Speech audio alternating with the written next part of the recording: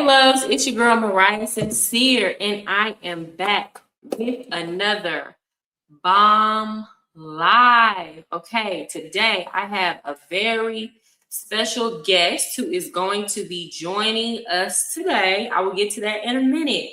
Now, for those of y'all who are new to my channel, I'm an American living in Colombia. I've been here for close to 2 years, so I've been doing this digital nomad lifestyle. So for those of y'all who are interested in learning how to do this, I'm actually hosting a workshop this Saturday. The link to my website is in the description box, and we're going to be going over cost of living, how to rent an apartment down here, best neighborhoods to live in. My friend who is a Colombian American therapist who lives here is also going to be talking with you about how to integrate socially and emotionally here. So it's going to be the bomb. Reserve your spot today. With that said, guys, I'm waiting on my special guest. Now, for those of y'all who do not know, about, I guess I would say mid-April, there was a man, and I talked about it on this channel. His name is Chill Capo, and he got deported for Colombia. And initially, I reported on it, and I didn't even know him. I didn't have all the facts. And I will show, well, I want to wait till he comes on. He's running a little bit late, y'all. But I reported on the situation. I didn't know him, but I remember being skeptical of what was going on at the time. And the reason being because when I went through his content, and I had seen his content before, it's not like I had never seen his face before. I had not heard him say anything that was crazy. I'm like, well, they could have deported 10 other men before they deported him. So it did seem like it was, a little nitpicky, but I did not know the situation. And I will show you all those clips when he comes on so that we can react to it. So yeah, that was a situation with that. And then I ended up getting his side of the story. And I talked to some I got multiple sides of the story, right? And I came to the conclusion that the man was falsely accused. I don't know no other way to say it. So I'm waiting on him to come on right now. With that said, y'all, hit the likes up, share the live. It's going to be a good one. And get into these comments and react. So again, for those of y'all who want to move abroad, workshop this Saturday. For those of y'all who are going to be traveling and you want to learn enough Spanish you can travel and get off of those apps. Why is it looks like what's going on? I'm trying to charge my laptop. Tatiana, come in here and switch this laptop to the next plug. I don't know why it's not charging it. I don't want to die in the middle of the live stream. So yeah, we're just waiting on him to come on in. I'm going to send him a text. What? Give me one moment.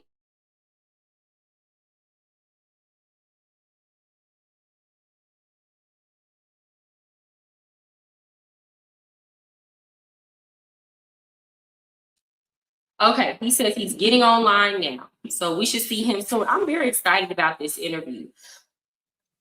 He's a cool dude.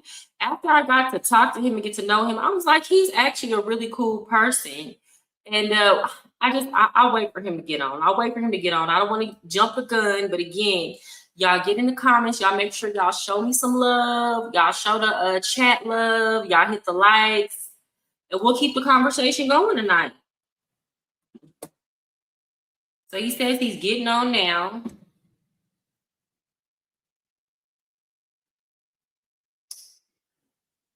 Okay. Now, y'all don't be rams in the bush. Y'all show some love. Hop in these comments. Okay. He said he's getting on now. So let's see. What else? For those of y'all who would like to learn to do network marketing, I will be doing a workshop tomorrow. For those of y'all who want to earn multiple streams of income and learn how to do sales, marketing, I got you. Tomorrow, I will be hosting a workshop. Follow me on Instagram at MariahSincere. It's a free workshop. All you got to do is show up. That one is free. Let's see. I'm sorry, y'all. Let me try to find something I can play while we wait on him. So I'm going to go ahead and show the initial video that I reacted to. Okay, when this first came out. And this kind of went a little bit viral.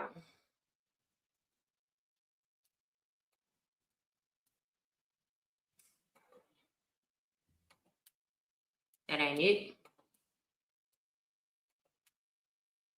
It goes by the name of Chil Capo was deported from Medellin, Colombia this past weekend. Immigration has accused him of overstaying his visa as well as promoting sex tourism. I saw some of his videos on Instagram, and to be honest, they weren't as bad.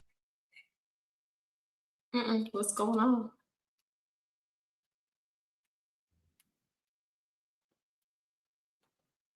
As some of the other videos that I've seen, he did make a mistake in teaching people how to skip the line by faking medical illnesses and provide. Now, I hadn't seen that video, but that's what everybody was saying that he was doing, and that's what immigration said that he did. That he suggested that the men fake illnesses to skip the line. Now, I had never seen the video. I was just going based off of what the official story was. But we'll let him come on here and explain what exactly happened. We'll let him tell his side. Providing false documentation to Colombia. What's going on? I don't know why this is starting to stop. An American influencer that goes by the name of Chil Capo was deported from Medellin, Colombia this past weekend. Immigration has accused him of overstaying his visa as well as promoting sex tourism. I saw some of his videos on Instagram, and to be honest, they weren't as bad as some of the other videos that I've seen. He did make a mistake in teaching people how to skip the line by faking medical illnesses and providing false documentation to Colombian immigration. That was not a smart move. Why would you do that? Why would you put that on the internet? That's self-snitching. And okay, so that was pretty much everything I had to say. Now, Chil Capo has now entered the building. Okay, Chil Capo has now joined the live. So I'm going to introduce him. What's up? What up, Capo? Yo, yo, yo. Mariah, what's good? How are you tonight? I'm doing good. I'm doing great. Having a good night. Great. It's good to see you. Go ahead. No, I'm good. I'm good. I'm here. Happy to be here. It's about time. You know, we we're a couple weeks late. We're a couple weeks late, but we're here. And I'm like, why did we not do this before? Like, why did it take us so long? I should have thought about it. And honestly, guys, we're not going to spend that much time tonight talking about that situation because I honestly want to move on. But I did want us to kind of clear the air and talk about it a little bit in front of y'all. Because this is how we actually met. So before this story broke, I had seen your videos, some of them, like they had come down my timeline because you were in my algorithm. Of course, because we're all, in Medellin and you have a pretty good following, and I had seen your other page as well. And I couldn't recall a time where I saw you post something that made me go, oh, this is weird, or this is explicitly promoting sex tourism. So when I went and saw that you were the person who was, in trouble or getting deported, I was like, well, I can think of so many other men that they should deport before you. I never recalled hearing anything that was particularly jarring to me. Right. So at that time, I really only had what the news was saying to go based off of, right? But it did seem odd to me, which is why I was trying to say it's allegedly. Now, how did you feel when people were sending you this clip of me saying those things?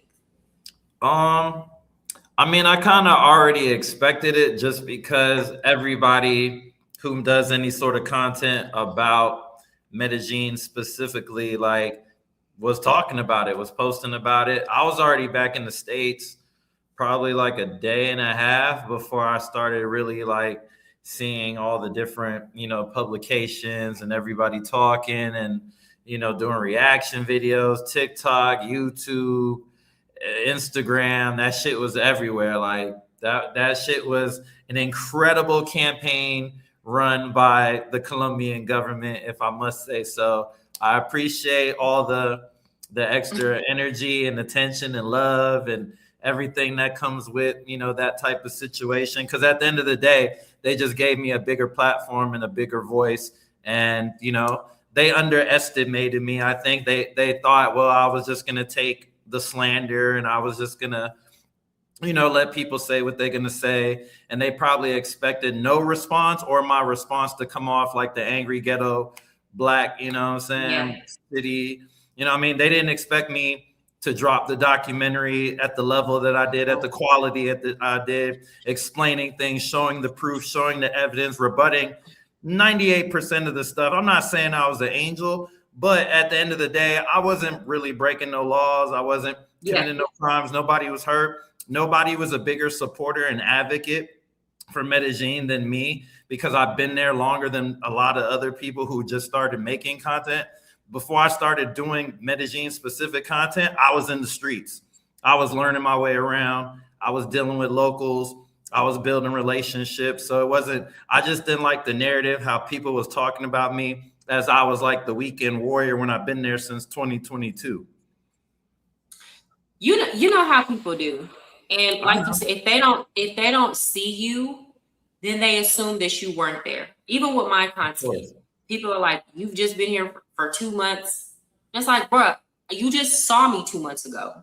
Mm-hmm. I've been here for 2 years, Mm-hmm. But people assume that because they didn't see it or because it wasn't on social media that it didn't happen. When really you're just new to their algorithm, or maybe you just started putting out the content. So I definitely understand that, and I do want to like publicly on live, like, if I caused you to feel any additional distress during that time, I apologize. And I do apologize for saying that you were stupid for talking about the leg injury thing, because I was just going based off of what I saw. And like, here's the thing, you got to understand. Now, this is my American mindset. I couldn't believe at the time that the government would misrepresent something like that in that kind of way. Like, it was majorly misrepresented to everybody, so it's like you have to kind of be skeptical. I'll say this, in terms of dealing with stuff like that, seeing stuff like that, I am brand new to that kind of stuff. So okay, let me say hi to my people. Hey, Chosen One, good to see you back. Hey, Pop It Off Forest. They hated Capo was having fun and putting heads on. Yeah, I mean, that's what it seemed like. So real quick, and I don't want to talk about this the entire time, but can you tell the people, we got time, we do got time. They hated that Capo was having, okay, you said that. Can you tell the people what you were actually doing in the park? So, just to give people a heads up, for anyone who doesn't know me, doesn't know my background, I first got to Medellin in 2022. Like I said, I came, like most guys came, guys trip, whatever, first time in Colombia, but it's not my first time traveling. You know what I mean? Like, I went to middle school. I went to middle school in Japan. I went to elementary school in Portugal. I graduated high school from Italy. Like, my mom was in the Air Force, so I was a military brat my whole life. 18, I joined the Air Force, did 4 years in the Air Force, got out, you know what I'm saying? Went to school, did my thing, started working for the Navy as a contractor, ended up back in Japan. When I was 24 years old, moved back to Japan. I was living in Wow. Yokosuka. I was living in Yokosuka, like an hour south of Tokyo. Was making my name as a party promoter out there, bringing, you know, some of the biggest people in the game to Japan, working with Broderick Morris, who was the biggest promoter in Japan during that time. He brought Michael Jackson to Japan. So that tells you the level Wow. of promoter he was, you know what I'm saying? So got to meet Michael Jackson through him. So everything that I learned in the game in the promoter world, I learned from Japan and applied that pretty much everywhere I went. You know, it's like people are just naturally good at certain things. You may not necessarily figure that out younger because you're not in that environment. But I just always had a knack for doing events, hosting parties, organizing, giving it a name, you know, making it an idea into a reality. Like that's my superpower, is making my ideas into reality. So with Yeah, that, we saw, not to cut you off, but yeah, I saw when you left Colombia, you were out there with some names when you got back to the state. I saw mm-hmm, you hanging out with a Wiz Khalifa. mm-hmm, So mm-hmm, good like, point. yeah, I was like, okay, he went back home and he kind of popping his shit. But Mm-hmm. go ahead. Yeah, yeah, because I mean, a lot of people don't understand my history. You know, they probably don't know my age. I'm 42 years old. I don't look like it, thankfully, Mm-hmm. but I've been around. You know what I'm saying? Like, I've been around. I've been doing this a long time. I'm not new to the travel space. My mom is from Panama originally. My dad is from Jamaica. They met in New York.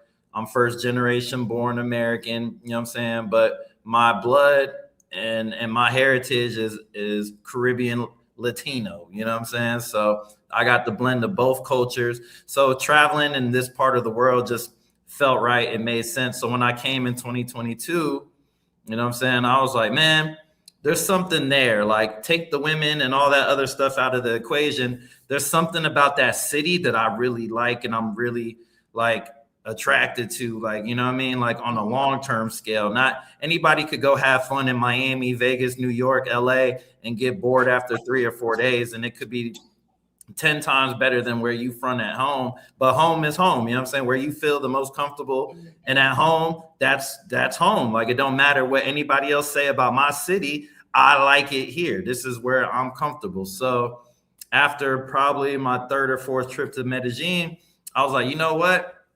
I like it out here. I could Mm-hmm. sustain out here. I love the weather. At the time, the people were really nice. They're still nice to me overall, but you know, Yeah. people Well, they are were gonna coming be. out and defending.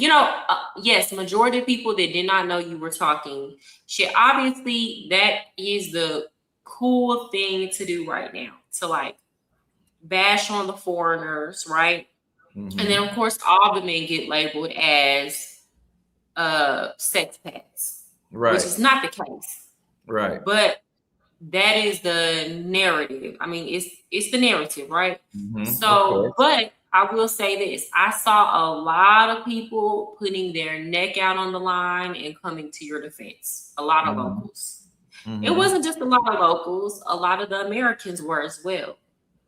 Yeah, for sure. I mean, at the end of the day, you know what I'm saying? Like, my situation, I get it. Like, and to go back when you started and you were saying you apologize, like, I appreciate that, you know what I'm saying, for sure. But, you know, at the end of the day, people can only report what information they're seeing. If you choose to take it a step further and actually reach out to the person involved, or maybe there's a mutual friend, that was really like when I reached out to you and I said, hey, look, we haven't talked, but Yeah, I know you know who I am. You know, I don't know if you knew or not, but I run Unseen Medellin and a bunch of I didn't stuff. know. So okay, so a lot of people I don't. didn't know anything. Again, I hadn't followed you, but I remember that I had seen you come across my Mhm, timeline. And I knew you didn't say anything crazy, but at the same time, I knew I wasn't the audience mhm. because what you were talking about on your personal channel was mostly geared towards me. Right, right. So I remember like listening to some, but I didn't follow you at the time because I wasn't the target audience. Right. My content wasn't for women specifically, for sure. It wasn't, so then when you reached out to me, which I appreciate you doing because people are messy. So I think people probably would have wanted to have seen us arguing, but you really reached out to me very maturely on some cool stuff and explaining the situation, and everything that you said made sense to me. So then I got that from you, and then I had some friends that know a little bit more about what's going on behind the scenes at the park. So I talked to them and I just kind of like corroborated all these stories, and I just knew you weren't lying. Yeah, I mean, anybody who really wanted to learn the facts about the situation, it was one phone call, one DM, one reach out away. But I know that a lot of people, maybe they didn't know me personally, or like the people that supported me, like the other influencers in the city, all reached out. Everybody called, everybody, hey, bro, you good? Like, that shit's crazy. I heard what happened, la, la, la, la, la. I'm not really going to speak on it publicly, but just know I got you. Anything you need, I got you. And that's just self-preservation. I can't be mad at anybody because they ain't on the front lines picketing for me and, that isn't true and blah, blah, blah, blah, blah. The people that know me know what's up. So I know who I am. I'm not insecure at 40 plus years old, and I don't need the internet to tell me who I am. I know how I was raised.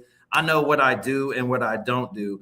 And like I said, 95% of everything that they were saying either never happened or they took it and put an extra little twist or a little extra on top to try to make it something that it wasn't. You know what I mean? Like, I never seen them showing people's faces on these different pages. Criminals, rapists, murderers get their faces blurred out, identity protected.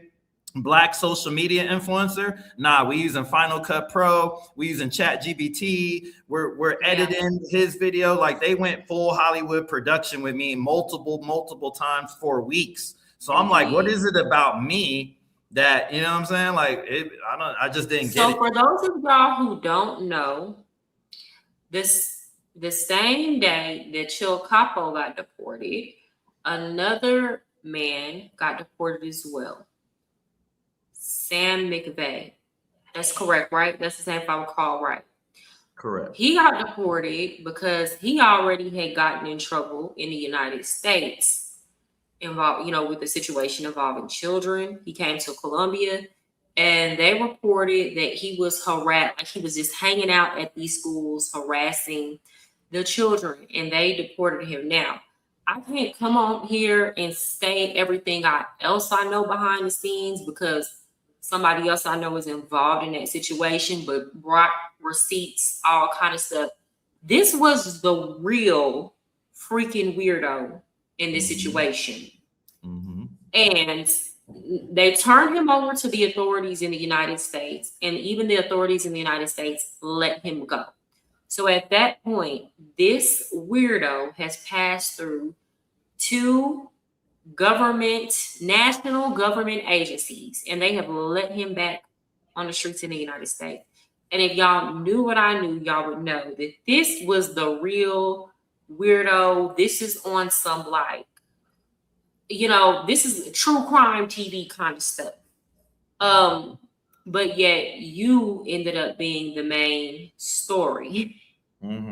Because he only has 300-400 followers on Instagram. So it wasn't really, the story itself is crazy, but it wasn't going to generate the same. Like, if you go look at the views of anything that has Chill Capo on it, and it's 50,000 plus, 100,000 plus, 150,000 plus views on every single thing that got my name on it, on Instagram at least. YouTube, a couple thousand here and there. But on Instagram, when you go to those Colombian blogs and all the different stuff, anything Chill Capo, when you search on Instagram, that shit doing numbers. And apparently I'm a big deal when it comes to that Colombia algorithm, because that shit was everywhere. I had people in Panama Costa Rica, DR. I'm in the airport in Miami. A dude stopped me in the airport. Yo, I just saw your story. A random Colombian guy, Colombian American, stopped me at the gate. Was like, yo, I seen your story. It's crazy. Like, I've seen you in the club. I never seen you do none of that stuff they was talking about. I'm sorry that happened, bro. Like, you know what I mean? You was doing your thing, bro. They just was hating. And, you know, yeah, so when I learned about what you're doing, I'm like, wait, he got deported for being a club promoter? Because that's what it was giving. What I gathered from what you were doing was you were putting together, you acted kind of like a club promoter / concierge for a lot of the men that wanted to come to Medellin. You were reaching out, bringing business and saying, hey, we have this security, we have these armored cars. We're going to make sure that you get to and from everything on your scheduled itinerary here safely. We're going to take you to this club. This is a club that you're going to spend money on. To my understanding, the clubs were the ones who were providing the, you know, kind of like Bottle Girls or a club like that. To me, when I heard that, you know, me coming from the club scene in the United States, I was in it for 5 years. I'm like, that's regular shit. I wasn't doing nothing that the Colombians weren't doing. All the guys that stand outside and say they got free coochie and free drugs and free drinks and free hookah and we got free coochie, and you know what I mean? They tell you 50 times when you're walking around, yo, we got girls, we got this, we got that. I don't have to advertise the women with my events. The women are already going to be there. And as a man, if you come to Colombia and you can't get laid anytime you want, like, you're a weirdo. Like, there's something wrong with you. You know what I'm saying? I don't have to. It's very easy. I don't have to do that. You literally have to wake up and say, I don't want to have sex today, for you to not have sex. Like, as a man, it's the only one of the few places in the world where men have sexual equality as women for what they choose to do. Because, you know, any woman could get laid. All she got to do is walk outside for 30 seconds and somebody will want to, you know, sleep with her. So women are understand that feeling and know what that's like on an everyday basis. But a lot of men, you know, they never had that sort of access to women or the quality of women that they have in Medellin and Cartagena and other places. So at the end of the day, that's really the appeal of why people choose to come to Colombia. I'm in the Dominican Republic right now. Like, there's some decent looking women out here for sure. There's beauty everywhere, but there's nothing like Colombia and the setup that Colombia has. And to me, is just really wait, I have a question. Why do you say that? I was just talking about this on my last live. Hold on, let me shout out. Let me say hey to my people. What's up, Jamal? Good to see you. Shout out to everybody that just joined the live. Y'all make sure y'all hit the like button, participate in the chat, share. Sex tourists all belong in jail, but it's legal in Colombia. I think as long as they not forcing nobody or messing with children, or they going somewhere where it's legal, why should they be in jail? Then I'm not promoting sex tourism. I'm just being fair. Venezuela is an open market. People are already making plans. You stood out because you Black on blood, dog. It's just the way of life, man. But a lot of Black men get deported, Jeremiah, and they never show their face. It really just literally had to do with the amount of clout he had generated in the city. You have a question, and maybe you can explain this to me, because I was talking about this on my last live. In my opinion, this is my opinion, I don't think Dominican women, I think that a lot of men internationally are obsessed with whiter skinned Latinas. And I don't understand why DR doesn't have the same hype that Colombia has or Venezuela, because in my opinion, just based off of what I've seen, those women there are far more exotic looking and they age better. I'm just being honest. So I'm like, is it because, what is it? Is it because like the sexual culture here is way more loose? What is it? Can you explain it from a male perspective? I've been here for almost a month now, and don't get me wrong, there's a lot of Colombian women here that are working here too, because in the Dominican Republic, they just make more money. There's just more money here. You can see it. There's a bigger population of people having versus not having, like it is in Colombia. So number one, the Dominican niggas run their own club. They don't need no tourists. In Santo Domingo, I haven't seen tourists like at all. Like I'm the tourist everywhere I go. Everybody Dominican. I'm Dominican. I'm no black. You know, like everybody's on that type of time. And I'm just like, word, all right, mucho gusto. What's up, bro? You know, I'm hitting them with my little Spanish, letting them know like I'm gang too. Like it's cool. But here, as far as like the nightlife with the women and all that, there are girls working in every club. I've been to World, I've been to White, I've been to Punta Cana, I went to Infinity, I hit all the spots in DR.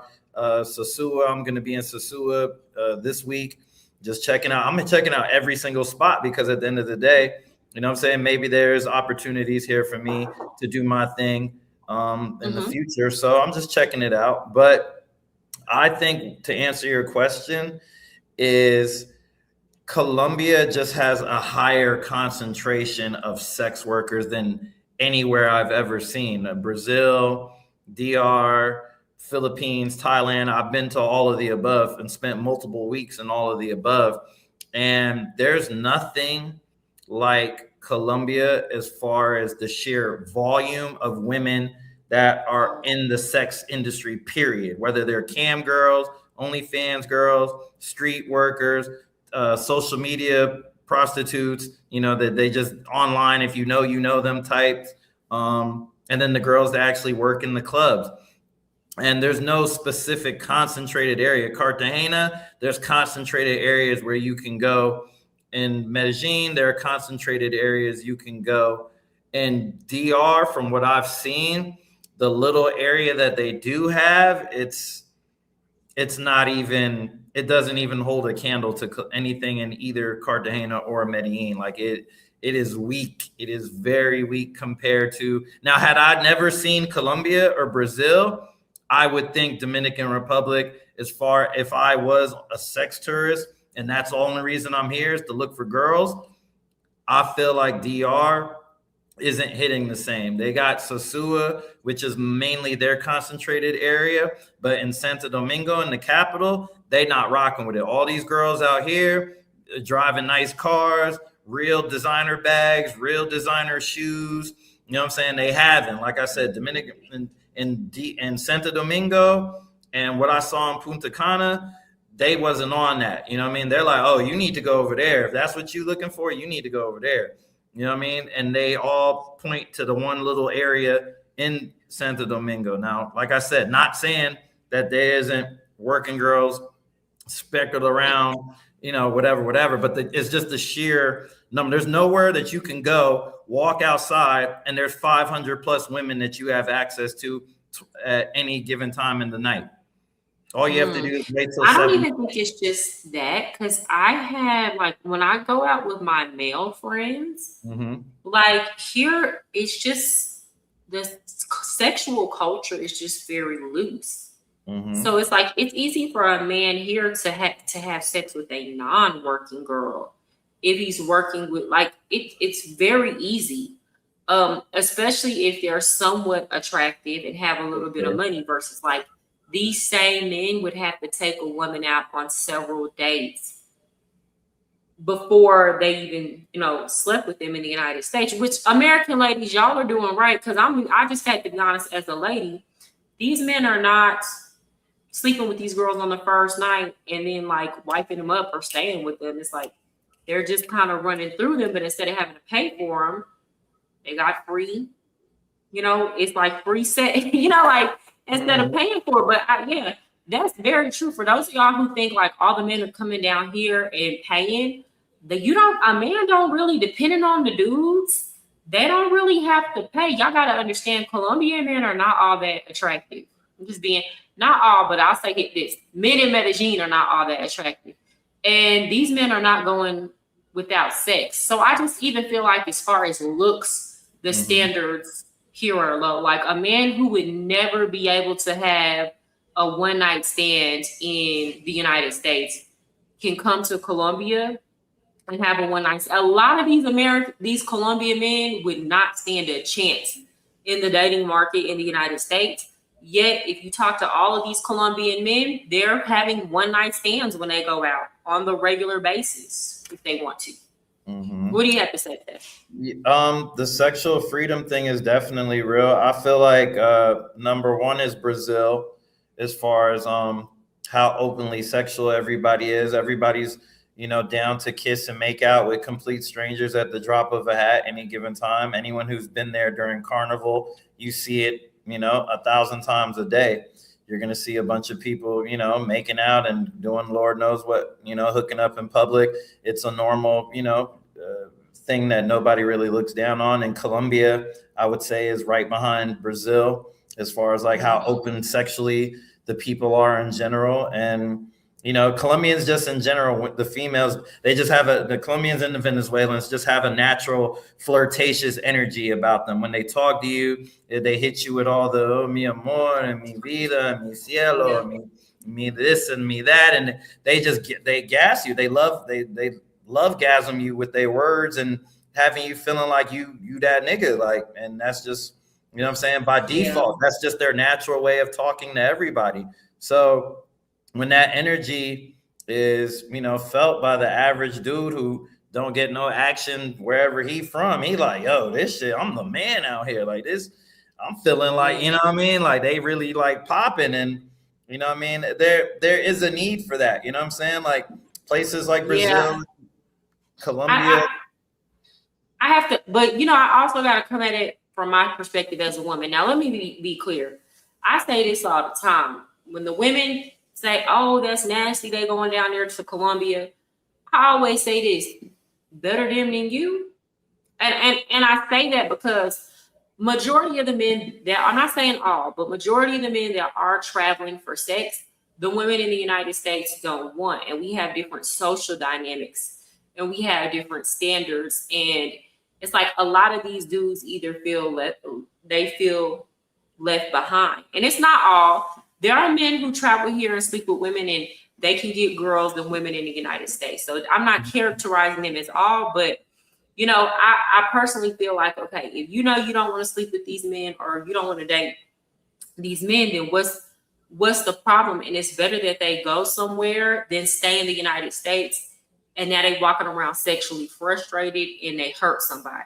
And out of anger, or because women don't understand that is a very real possibility when you have that many males walking around sexually frustrated. But at the same time, when I'm here and I'm like seeing because there are negative consequences of that behavior, which is why our culture is just so different in the United States. Part of it being is like the rates of single motherhood here. Crazy. The rates of child molestation from these women bringing all these men around their kids, crazy. It's like 1 in 5 Colombian girls getting sexually molested, right? These girls being put out early in life. Some of these girls being molested by other Colombians and their family members and people close to them, not being molested by tourists. Just family members. Women bringing around all these different men, boyfriends in and out that they sleep with. These are Colombian men. Women putting their, not even women, just it'll be a mom and a dad, putting their girls out at 12 years old to go sell cootie cat. Then the women complain. The women here are always complaining that the men here are perros and they're dogs and they're not attentive to them. They don't care about them. They treat them like shit. And it's like, yeah, they treat y'all like shit because you're easily replaceable. They can get sex anywhere, anytime. Even the women that complain about their men treating them wrong, they'll go throw themselves at another woman's man. And it's a race to the bottom here. And that has very negative social implications, especially for women and girls. And I don't think I'm not blaming the American men for this at all, because these were dynamics that existed before this whole passport bro movement started. I think it was a situation where it's kind of like y'all are coming in and seeing it and seeing how y'all can benefit from it. But seeing the negative consequences of being so sexually loose makes me understand why women are the way they are in the United States. And like if the women don't hold the moral standard, everything just turns into complete degeneracy. It's a race to the bottom from there. Yeah, I understand. I get it. I get it all on both sides. I get it. I understand the mentality is different. The opportunities are different. That's really the main reason. The opportunities are just different for the girl growing up in America. I put it like this: if I had a daughter in Colombia, we're not living in Colombia. She's not being raised in Colombia. 1,000%. If I had a son, okay, cool. But if I had a daughter, there's no way she's even going to know that those type of places even exist. She's never going to be exposed to that, because that's all that they know that is the best career path to having a successful life. You got to go out there and sell box.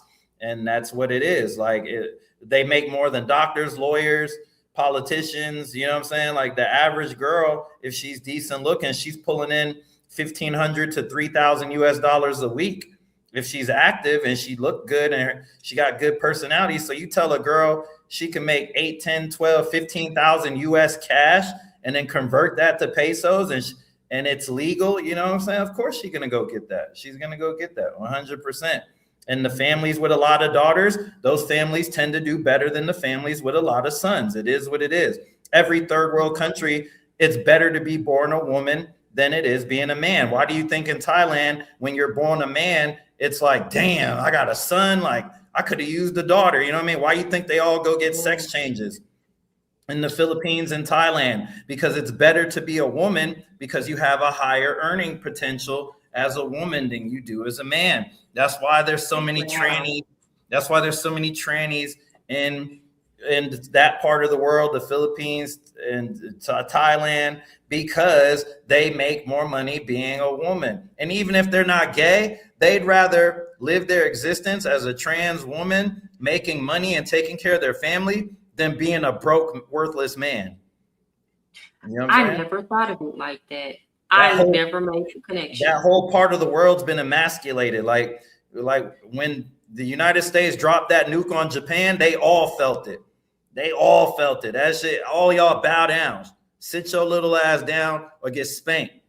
Get spanked. We put that belt to ass on the whole Asian existence when we did that. And then everybody was like, oh shit. All right, we gonna chill. We don't have no military. We don't, you know what I mean? And that it's not. Well, before they was wilding down there. Before they was wilding before that. Okay, sorry, I'm going to have to reschedule with you. I meant to send you an email earlier today because I forgot that I had a promo shoot for a business tomorrow morning. So let's get together later on. I hope you're still on so that we can it's not, I'll send you an email. Let me get to some of these chats. What up, Robert? See, I remember Robert. He was on the channel last week. When I first moved here, I was running through women just using my blonde hair, blue eyes. That's like the genetic lottery down here. Smile and game. I did the P for P2 as it can be addictive. I understand. But that's why I say too, I'm way harder on the women about this, and it's just the reality of the matter. When there's a reason why people are harder on girls, like even in the United States, because the men will only do what the women allow. Period. If you let the men drag us to hell, the men not gonna have no self-control. Majority, 95% are not gonna say, "Oh, stop! This is getting too bad. We going down the wrong path." Our women are being denigrated. No. The women have to hold the moral standards, and women back in the day knew that and understand that. And though I agree with women having rights, a lot of women, why can't I just do what the men do? Why can't we just be like the men? You do that and you're going to see society go to hell in a handbasket. That's why in the United States, relationships, I tell people this all the time. People say relationships in the United States are becoming terrible and transactional, and they don't understand a lot of that has to do with the fact the economy is getting so bad and we become so much sexually looser than what we used to be. And I explain people what the United States is becoming morally and sexually is what Colombia already has been due to just a long period of time of sexual poverty. And like,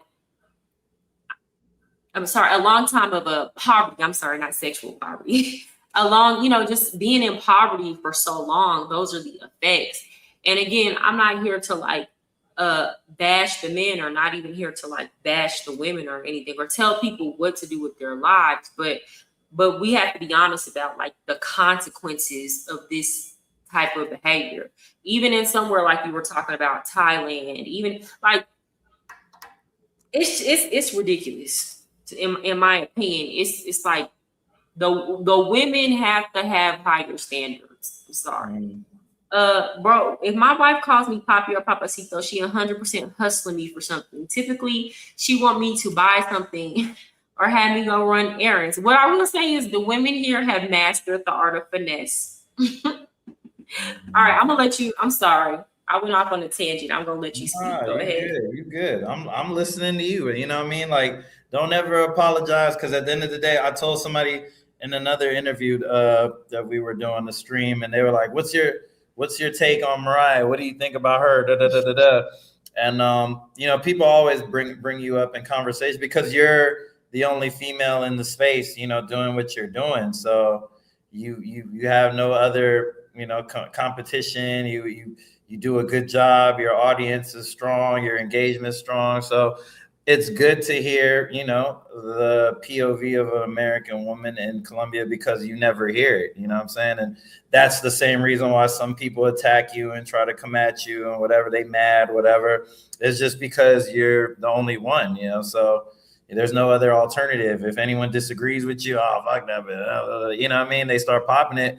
And it's like, it's not even necessary. Like, why can't she have an opinion like everybody else have an opinion? Like, they think, you know what it is. And I said this before. So a lot of people don't know that. I don't think you know this, Capo. Mm-hmm. And first of all, I didn't know this. Andre just explained to me that there are a lot of women coming to Colombia and they're following the men down, following the men around with cameras and putting them on blast. Mm-hmm. Or like pretending to be Latinos, recording it so they can get like free meals and stuff like that. And it's like, that has never been my content. I don't come down here and put men on blast. I'm not out here recording what y'all are doing. Mm-hmm. Now, will I talk about things that I see? Yes. But like, my goal is never to put somebody out on Front Street in front of their family. Like, I would never walk around the park recording the men that are in the park, mm-hmm. or come publicly harass. Honestly and truly, the few times that I have been in that park, the men that are there for sex tourism, they'll stop and talk to me because they think I'm a working girl. And when I tell them I'm not, they'll actually sit and just talk to me, and we'll just talk like regular people. Mm-hmm. So like, what people don't understand is I used to work in the strip club. I never sold coochie or nothing like that. Nobody can ever come out and say that about me. But I used to work in the club, so I spent a lot of time around these dynamics, and I spent a lot of time talking to men. And this is part of the reason why I don't have a big female audience even on here, because women want me to say things that I don't necessarily agree with about men. But then at the same time, you get men that get upset when I don't 100% say this is a good thing for society. Mm-hmm. Because even though I understand the functionality of it, I also mm-hmm. understand that it's not a good thing for society. It's not a good thing. It's a functional thing, right? Mm-hmm. But I don't know. The men, they take me the wrong way. I think they take it as me saying they can't come down here, which I have no authority to say that. Or they think I'm saying that they shouldn't come down here, which I've never said that. My main message in all my videos has been, why the hell y'all got to come down here and do the most? Mm-hmm. Why can't you just come down here and shut up about it? Mm-hmm. Why you got to come in a group of 5 and y'all got to wear matching outfits and shit? Mm-hmm. And then y'all got to put it on social media. Why can't you come with your 1 or 2 homeboys, y'all go do it on the low, and y'all not get on the internet making videos about it? Because then, first of all, from a cultural perspective, African Americans look bad. It makes it look like you got to think about it as a woman. These the men y'all laying down with in the United States. These y'all husbands, these y'all sons, they come down here acting like this. Mm-hmm. So it's embarrassing for our culture. Things that were supposed to be on the hush. Even when I worked in the club, I never promoted it on the internet. I wasn't one of those, because guess what? Some things you're supposed to do, you're supposed to go do it, and you're supposed to go home and you're supposed to shut up about it. What do you have to say? I mean, I get it, what works for one country doesn't necessarily work for everybody else. For Colombia, for Thailand, for, the countries that do what they do and that whatever they're known for, they know what they're doing. That's intentional. It's not, an accident that things are the way they are, because at the end of the day, all you got to do is follow the money. Who's benefiting from the money?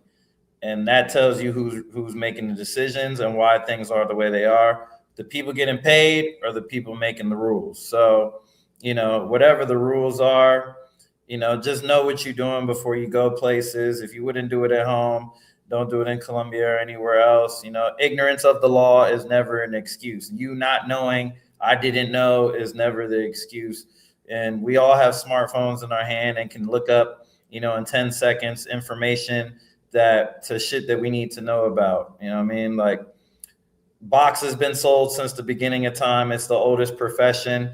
Even if Colombia makes prostitution illegal, it's not going to stop anything. The same way it doesn't stop it in America and all the other places where it is illegal. They're going to find a way. They're going to make it happen. They're just going to change the playing field, and they're going to switch to digital, or everything is just going to be one-on-one, or, they're going to figure it out. They've always been able to figure out. Nobody can police it. You know what I'm saying? The Supreme Court ruling stuff in Colombia that they're trying to get the law passed that to officially unrecognize prostitution as a legal, form of income. It's not a legitimate job anymore. So long term, we'll see what happens with that. I don't know what the future is going to be with that, and what the ramifications of any of those laws that are passed. I don't know enough about Colombian law. That is it like the United States, where states have their state laws and their jurisdiction for their state, and then there's a federal law that everybody has to abide by, but some states don't, because like mm-hmm. Weed should be illegal federally, but California, this place can smoke it. So right. It's confusing. That's why America is confusing, because if you cross an imaginary line, what's legal over here isn't legal over here.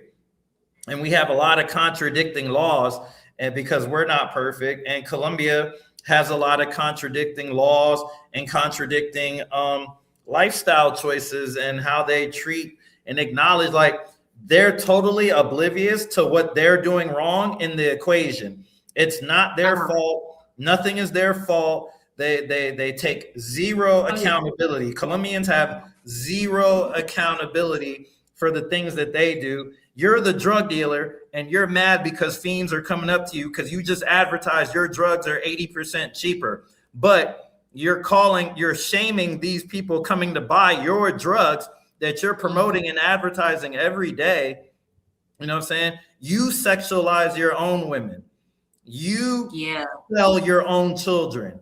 You guys, until a year ago, allowed 14-year-old girls to be married legally in your country, until you just changed the law in the last 1 or 2 years when they voted for it. I remember when that passed because I posted about it on Unseen Medellin. I'm very knowledgeable about things that are happening in the country, and people seem to think because you're a foreigner, you can't read, or you don't know how to translate documents, or you don't know how to understand Spanish, and you know what I mean? They think like, what is this foreigner telling us about our country? I'm sharing the information from your media.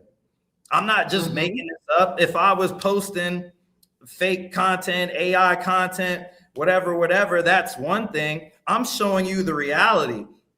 I'm showing the reality. When I post that a foreigner accidentally, or not accidentally, like the guy that beat the hotel worker, when it first came out, that was a foreigner. 8 billion comments from Colombians. Oh, effing foreigner, the extranjero, blah, blah, blah, blah, blah, blah, blah. They popping it. As soon as they had to switch it up and the mayor said, yo, that dude was Colombian. He wasn't no foreigner. He was from Bogota. Everybody was quiet. Everybody was quiet, or they were in denial about the whole thing. Colombians don't like to hear about themselves. They hate it. And anybody who tells the truth about their country, they take offense to, especially when you got this color skin or dark or lighter. Anything that's darker than them, they don't appreciate that. They don't like seeing dark-skinned people doing better than them, because in their society, the dark-skinned people are the workforce.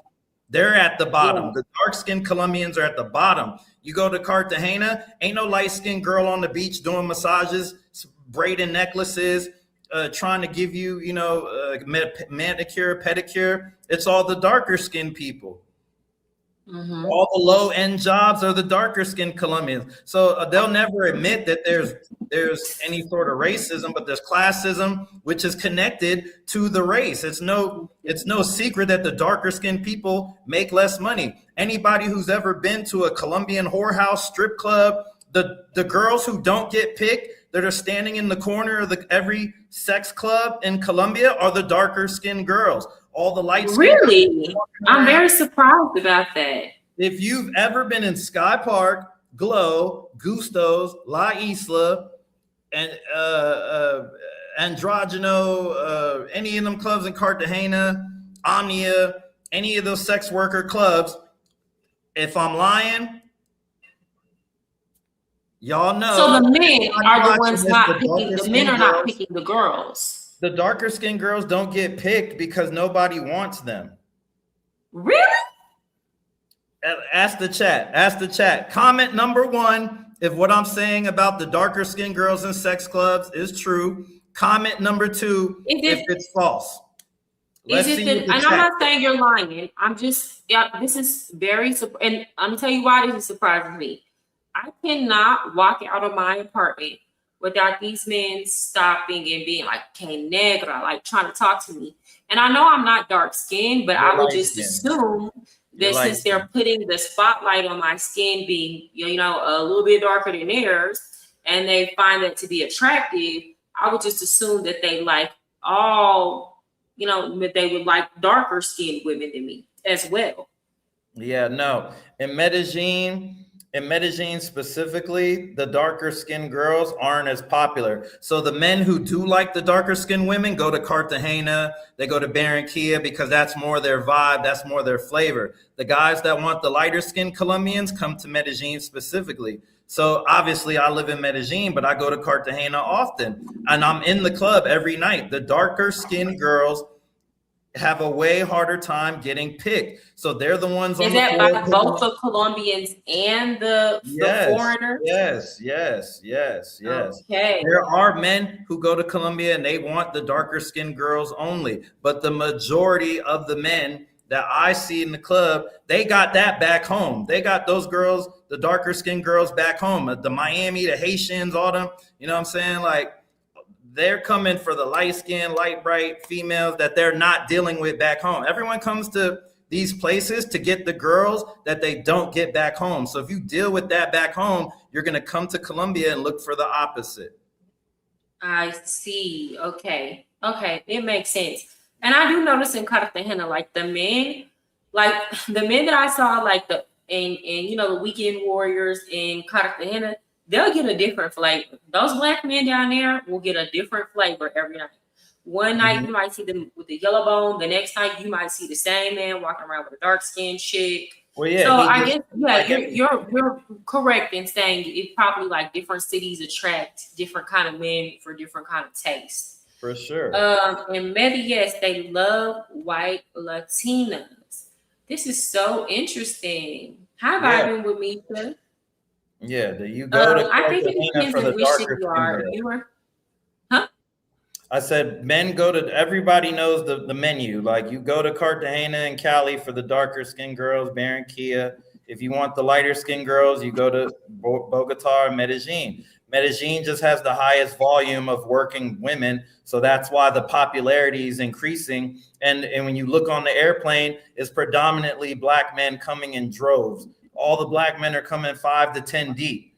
You know what I mean? So it's like, it's easy to spot. And Medellin, the people in Medellin don't like it. I promise you, they don't like the idea of these jigaboo, you know what I'm saying, Black men and all the racist things that they feel about us, but they never say it because they want your money. They just don't want you smashing their chicks.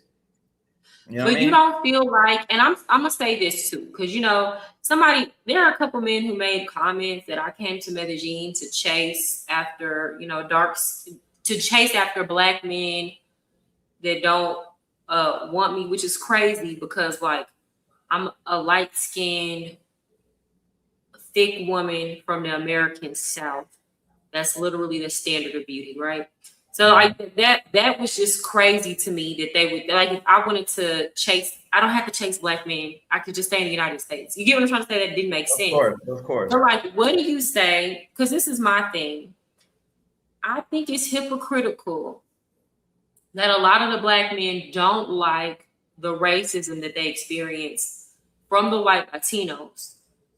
But then they come here, or not even just come here, but in many parts of the United States, those same men turn their nose up at dark-skinned Black women. And they act just like a white Latino toward a dark-skinned woman. Or they act it's like the same thing they don't like about their own women, they get upset when people discriminate against them for. What do you have to say to that? Trauma always goes back to where it came from. You know what I'm saying? It's a cycle. If you get beat your whole life verbally, by a certain type of people, physically or verbally, you know what I mean? In your mind, that's your enemy. Like, it doesn't matter if they're your people or not, no matter what they look like. This select group over here always got a problem with me. And I feel like the females do it to the men do it back to the females when it's in their favor and when they have the leverage. So if they feel like in the situation they have the leverage, i.e. they're in Colombia, they have access to thousands of women that they probably wouldn't normally have access to.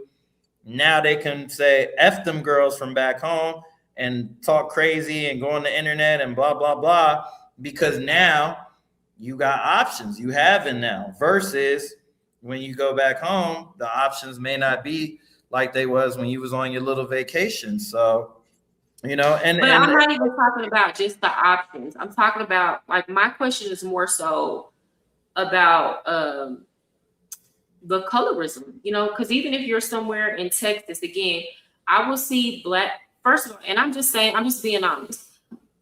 Me personally, I don't date colorist men. As soon as a man tells me he prefers light skin, I'm never gonna date you, because I know the mentality that comes with it. And most of the time, the relationship is not gonna be good because you a fetish. Like, they're gonna treat you like a fetish, right? But I have seen, like, a lot of the men come talk bad about the dark skinned women to me, talk about they ain't shit, they this, they that, say all these things, which is a turn off to me, and I choose not to deal with it. But like, I'm like, how can you be so hypocritical to where when people turn around and do the same thing to you because of your skin color, now you're crying racism. So that's what I'm saying. The same thing. That's all what I was saying. Like, if you get beat by a certain type of people all the time, and your experiences, who you're around, who these men are surrounding themselves with, these females that they say are attacking them, why are you chilling with those type of people? Why are you around those type of people? Those are the people closest to you in proximity. So that's why is there more Black on Black crime? Because it's Black people living among other Black people. It's just, that's who's in proximity with you. And if your conflicts are only happening with this select group, then you're always going to associate, well, the Black girls in my neighborhood piss me the fuck off. So all Black girls, all the dark-skinned girls are the same way. I feel like all of y'all is the same. The same way women can say, or all men are dogs, or all men cheat, or all men, it's easy to it's easy to generalize because your only experiences have been with these people right across the street or in your community, in your city, and you've only had problems with these people. So you're always going to feel like these people are always a bad option or never an option for me. I don't want to deal with them. I don't like them because the women where they're from, those are the women that are attacking them the most. So it just, you get punched back. That's all. It's just a cycle. Like I said, trauma is a trauma cycle. It's a trauma, and it can be blinding too. Because I remember one time some passport bros, and well, it was a passport bro in Cartagena. He showed me like a group chat. Mind you, all these men down here are. I met some. They're sleeping with prostitutes, and some of them are in relationships with single mothers, right? Or some of them even took some of these prostitutes and moved them into their house, which is their business. I'm not judging it all, right? But what was so crazy to me was that in this group chat, they had all these pictures of Black women, and they was calling the Black women hoes, ran through, single moms. This, like, they were talking so much shit about Black women, and it's like, y'all are literally down here dealing with prostitutes, moving in prostitutes, taking care of other men's kids. And it's like they just could not make the connection because they hated the Black women, but it's like the same things they hated the Black women for. It's like they don't even see it or are so forgiving towards the light-skinned women. And it's like these women over here are these are the exact same situations. It's very crazy. It's very crazy. It's mental to me, to be honest. I mean, colorism has been around since races, existed. It's just how it always is going to be. There's nothing that's ever going to change it. That's going to be what it is until people don't exist no more, because ultimately, like, we're all separated. We're all human beings, but the only thing that separates us is our skin color and our blood and our origins. And, it's a gang mentality, it's us versus them, just like if people go to jail, the blacks stick with the blacks, the Asians stay with the Asians, the whites stay with the whites. But, at the end of the day, everybody has heard that, the white is right. You know what I'm saying? Like, and that transcends in every country. In Japan, they sell skin whitening cream so you could look whiter. You know what I'm saying? Like you pointed out before, with Robert and other guys, the white genetics are more preferred in Colombia because that's the better genetics. That's the better DNA to be mixed with, because, whatever it is in that family, they're taught that you better not bring no Black dude home or no Black girl home. You know what I mean? You better if you're going to bring home a different race, get you one of the, you know what I mean? It depends on where you grew up. I know Colombian, Venezuelan women, you better not bring no white boy in this house. My mama would kill me if I brought home a white boy. And I know other people you better not bring no Black dude in this house. You better not bring no Asian in this house. That's just what it is. You know what I mean? People, that's a taught trait that is just passed down generation to generation to generation. And, the United States is one of the most diverse countries, you know what I'm saying? But we still have it too, you know what I'm saying? Like, we see it every day on the news, we just ignore it. And to think that it's not happening in other countries, you'd be delusional. Yeah. I'm always flabbergasted when Colombians say there's no racism in Colombia. Yeah, because kills me. You can it's clear as night and day. I say this all the time. Like, the poorest Black people in the United States are living better than everybody else in 80% of the world. And people can say what they want to say about American whites, but American whites aren't emotionally invested in keeping Black people down. Meaning, if you work hard enough and if you do what you're supposed to do, American white people will give you the opportunity to come up in the United States. They will. You can meet an American white man with money will see something in you or see that you can be useful to their business. And if they feel like they're going to benefit, you're going to benefit them in some way. They have no emotional attachment in trying to keep you down. The racism here in Colombia and just many parts of Latin America in general is very emotional. meaning they are emotionally invested in making sure that darker skinned people or indigenous people don't get ahead of them, because it's connected to classism in a way that doesn't really exist in the United States. And I know a lot of people will be like, yes, it does. No, it doesn't. And the reason why you think it's the same is because y'all are not really coming and experiencing these cultures. For example, in the United States, a rich American person can be friends with a middle class or even a poor American and even give them an opportunity. And they don't have to worry about their friends or family not talking about them or kicking them out of certain social groups. Mm-hmm. Here, you are an upper class Colombian and you're seen associating with somebody that's considered of lower class status. You risk reputational ruin. It's completely different. And I say in the United States, Black people there have it better than anywhere around the world in terms of financial and social mobility. That's why so many Black people, African people, flood the United States to try to get ahead. Mm-hmm. What do you think about what I just said? I think that at the end of the day, people are always going to look for better opportunities. And overall, race and classism are going to always go hand in hand. You know what I mean? There's no way to divide it and be like, oh, you know, you only got a worse job because you were or weren't white or whatever. You know what I mean? Like, those two things are always going to go hand in hand, whether people want to admit it or not. It happens everywhere.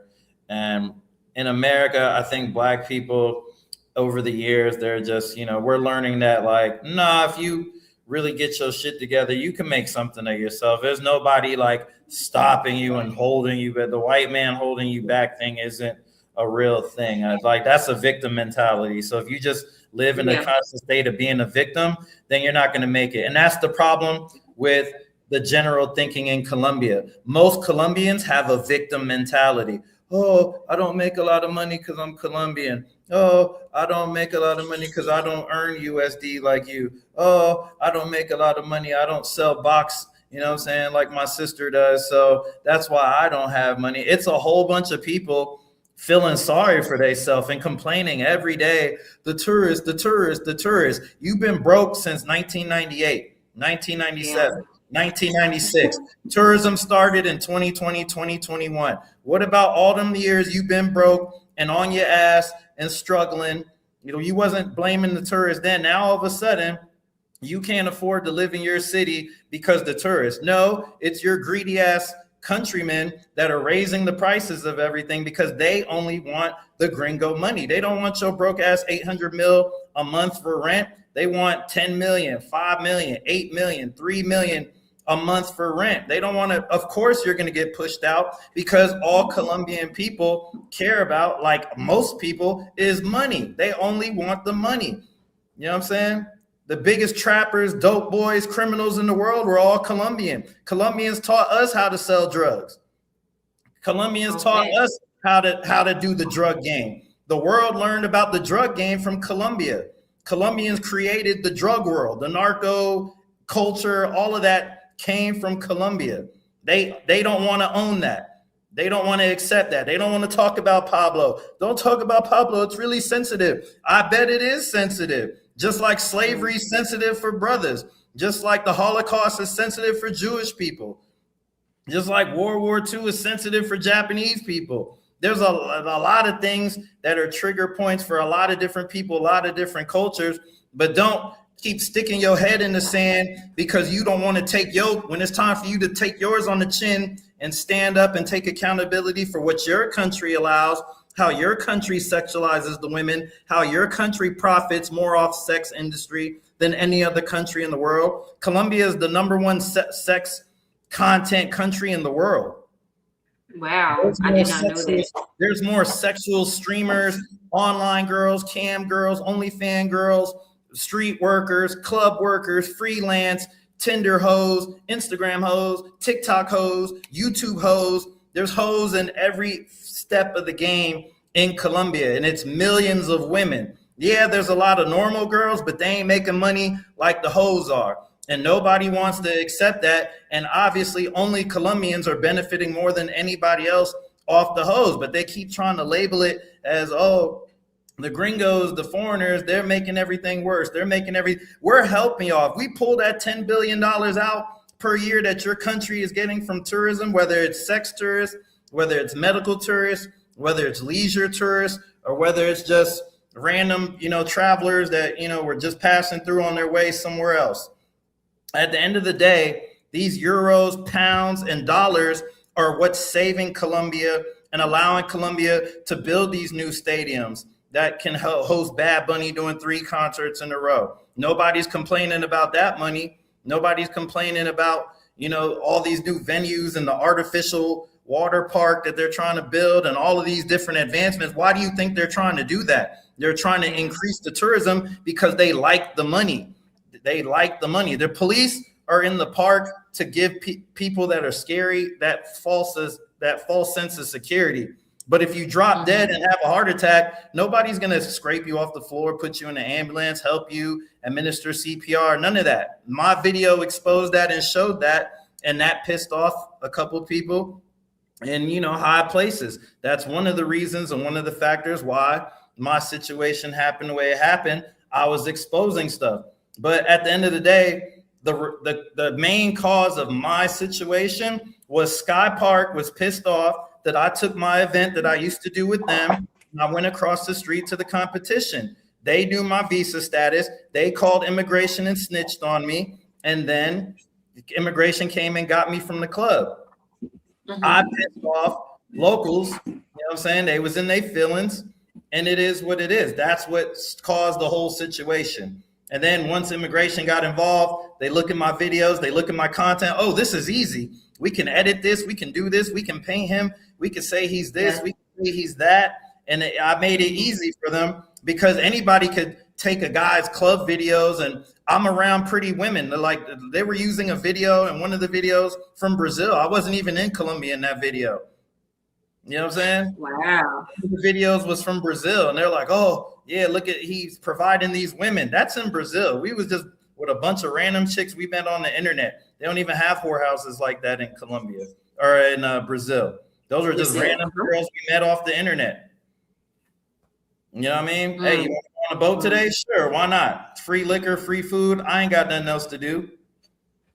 Nobody talked about money. I need to be paid, whatever. Like, you know what I'm saying? Like, Colombia just is very hypocritical, and they're very confusing with their message, and they don't like to take accountability. They're extremely xenophobic, and they never want to admit these things.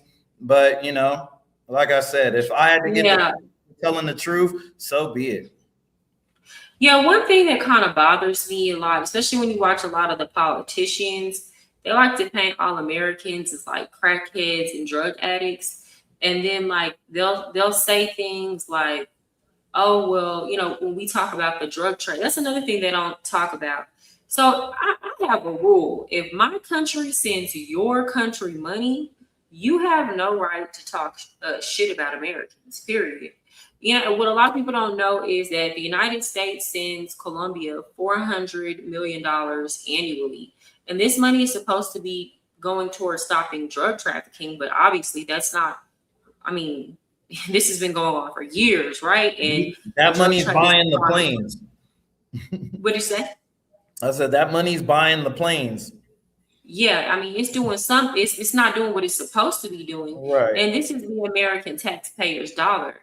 And, what countries can we really call on to send us money when we need it, right? So if my country sends your country money, you're not going to sit up and talk shit about Americans in front of me, and I'm not going to take you to task for it, point blank, period. But another thing that I keep seeing, especially when, like Donald Trump, whether you like or not, he's, criticizing the drugs being smuggled in through the border. And I've seen several politicians in Colombia be like, well, it wouldn't be a problem if the Americans didn't want it. And it's like, hold on, let's be clear. In the United States, these drugs are illegal. So it's not a situation where we've made it legal and now we're complaining because y'all are trafficking them in. It's illegal in the United States. And then when we have a president who's saying, okay, yeah, this is getting across the border. We do have citizens who have these addictions. Let's close it and let's try to do something for these countries for trying to continue to smuggle it through the border. Then we get blamed. But meanwhile, I understand what the men are saying when they're saying, hold up, y'all made this legal in your country, and now you're putting all the accountability on us. And this is something that is legal in your country. Y'all aren't even saying we don't want this here, or this is something that we're going to try to fight for. You know, it's like, at least in the United States, we're putting up a fight within our own borders on the net. And it's not legal. So like, that's where that accountability piece is already there on our side of the border. Yeah, I was just confused, and going back to my situation again, because I can, you know, you don't really pay attention to it till it happens to you. And then it's like, damn, that's how y'all did me. You know, it's one of those things. Like, I've seen it happen to other people, but didn't really experience it firsthand. Now, having experienced it firsthand, it's like, okay, I'm a sex trafficker or a promoter of sexual events. I get, even though no women are ever advertised as the draw of the party. It's the DJ, this type of music, this club. That's it. I don't even put women on the flyers, like, at all, in any shape. The design doesn't even include females intentionally. Right. It's the DJ, the venue, that's it. But 1,000 Colombian dudes can be outside. Yo, bro, come to my club. I got free coochie. We got free this. We got free hookah. We got all the best girls. We got the, come on, bro. Come on. They're advertising sex all day on the street. The women, the men, everybody's involved. But you deport me for throwing a party in the legal nightclub. Nobody could tell me what I did that was actually illegal. The wheelchair thing, Okay. So what? Yo, if you heard, a lot of people, especially black men, are too proud to ask for help or be seen as weak. So even if your leg killing you, you fucked up, you broke your ankle, you still probably, I know guys with real life injuries, lifelong injuries from car accidents, refuse to take the wheelchair, will limp around the airport the whole time struggling. I'm like, bro, get the wheelchair. You broke your legs in that car accident. Who cares? It was 2, 3, 4 years ago. You still walking around fucked up. In the video that I made, I said, look, I'm not Jesus Christ. If I say, if you want to go to heaven faster, jump off a bridge and 100 people do it, that's my fault that 100 people did it. I'm just letting you know there are ways to get around this 2-3 hour wait in the line, and you could go through the wheelchair assistance. You're not skipping the process. You're not digging an underground tunnel and not getting your passport checked. And Colombians are making it sound like I was showing niggas a secret door that you walk around and you could go right outside of the airport and nobody even has to stamp your passport. They were talking about it like he was smuggling people through immigration. They sound dumb as hell. I said, look, you can or cannot, you know what I'm saying, get in trouble potentially if you choose to do certain things to use this loophole, but it is an active loophole. It's a real thing. In hindsight, was it stupid to post that? Of course. But again, when I posted that video, my videos weren't doing the numbers that it was doing back then. Yeah. I get it. You didn't really have because when you first get into, like, on Instagram, like when I got on my Instagram, I never thought I would have the amount of followers. I didn't go into it with that intention. Right. I just started posting because I'm like, I'm already making these videos on TikTok. I might as well post them on Instagram, right? So it's like, you probably didn't think, hey, this would cause a problem for me in the future. Yeah, not at all. Hindsight is 2020. That's one of those things, though. Like, this is where it goes back to that saying: the game is meant to be sold, not told. Mm-hmm. And that's why certain tricks and tips like that, they got to be put behind the paywall. No, it was. That's what. So the problem was that I was getting that question more than anything in the world at that time. Like that was the number one complaint about when people get to Colombia, them damn long ass lines. Why do they only have 2 or 3 immigration officers and 6,000 people in line? Like this is the most inefficient government agency I've ever seen in real time, just like doing nothing that makes sense. Like you got 1,000 people getting off this plane every hour. Don't you think you should hire some more people instead of them walking around the park and looking for tourists that overstayed their visa? Can they work at the airport and do their real job and help people, including local Colombians, get through these lines faster? Well, from what I have been told, they keep that line that way on purpose in Medellin. Of course. So that they can listen, gives them enough time to watch people. I mean, most of the time, by the time you see those guys that are getting in admitted, they probably already been watching them, listening to them, sometimes even on the airplane while they're in line. But they're watching everybody because they know that, people are coming for the sex tourism. So I've been told that's completely on purpose. Yeah, it's intentional. Like you see the line of people, like you know what I mean? But at the end of the day, it's kind of like a subtle way of like, yeah, you thought everything was gonna be sweet and have it your way. And we're just letting you know off the jump, you doing this the Colombian way. The Colombian way is about to be slow as hell. It's about to be slow. We about to make you, get out of character. Hopefully you expose yourself, be talking too loud. They got cameras, they see you on Tinder, swiping your life away, trying to look for a girl that's going to drug you later. You know what I mean? Like they're watching everything. And unfortunately, it seems more often than not that they're looking at the black men before anybody because they're coming in the big groups. And of course, a group of black men have nothing else to do in Colombia except for look for prostitutes. And that's how they look at us in general. Like whether when I said this, I was racist.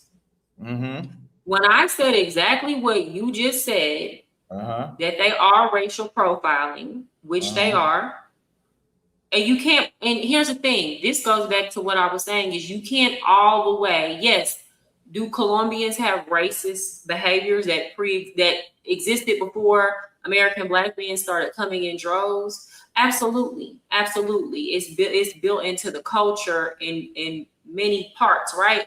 But at the same time, you also can't put all the blame on them when y'all are coming in groups and going out in the park in matching outfits. I saw it the first time I went to the park.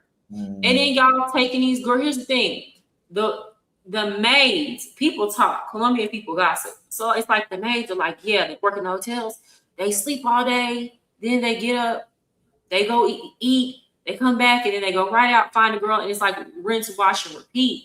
So it's not that other races of men are not doing it. Black men just be doing too much. It's too much. It's excessive. It like calm down. Like come with you and your homie, and then like go do other stuff during the day, and then go do that at night. Don't make yourself just look like a complete degenerate, and that's the only reason you came.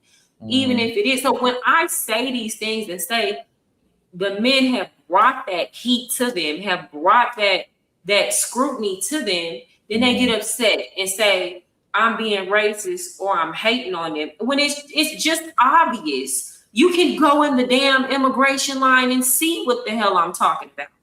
Yeah, it's just because it's coming from you. That's all. It's just coming from you. You know what I mean? I know a lot of black men and people that, they know you and they're like, oh, she hate black men. She hate black people. Da, da, da. And I'm like, no, she doesn't. What she's saying is honestly facts. You might not like the tone.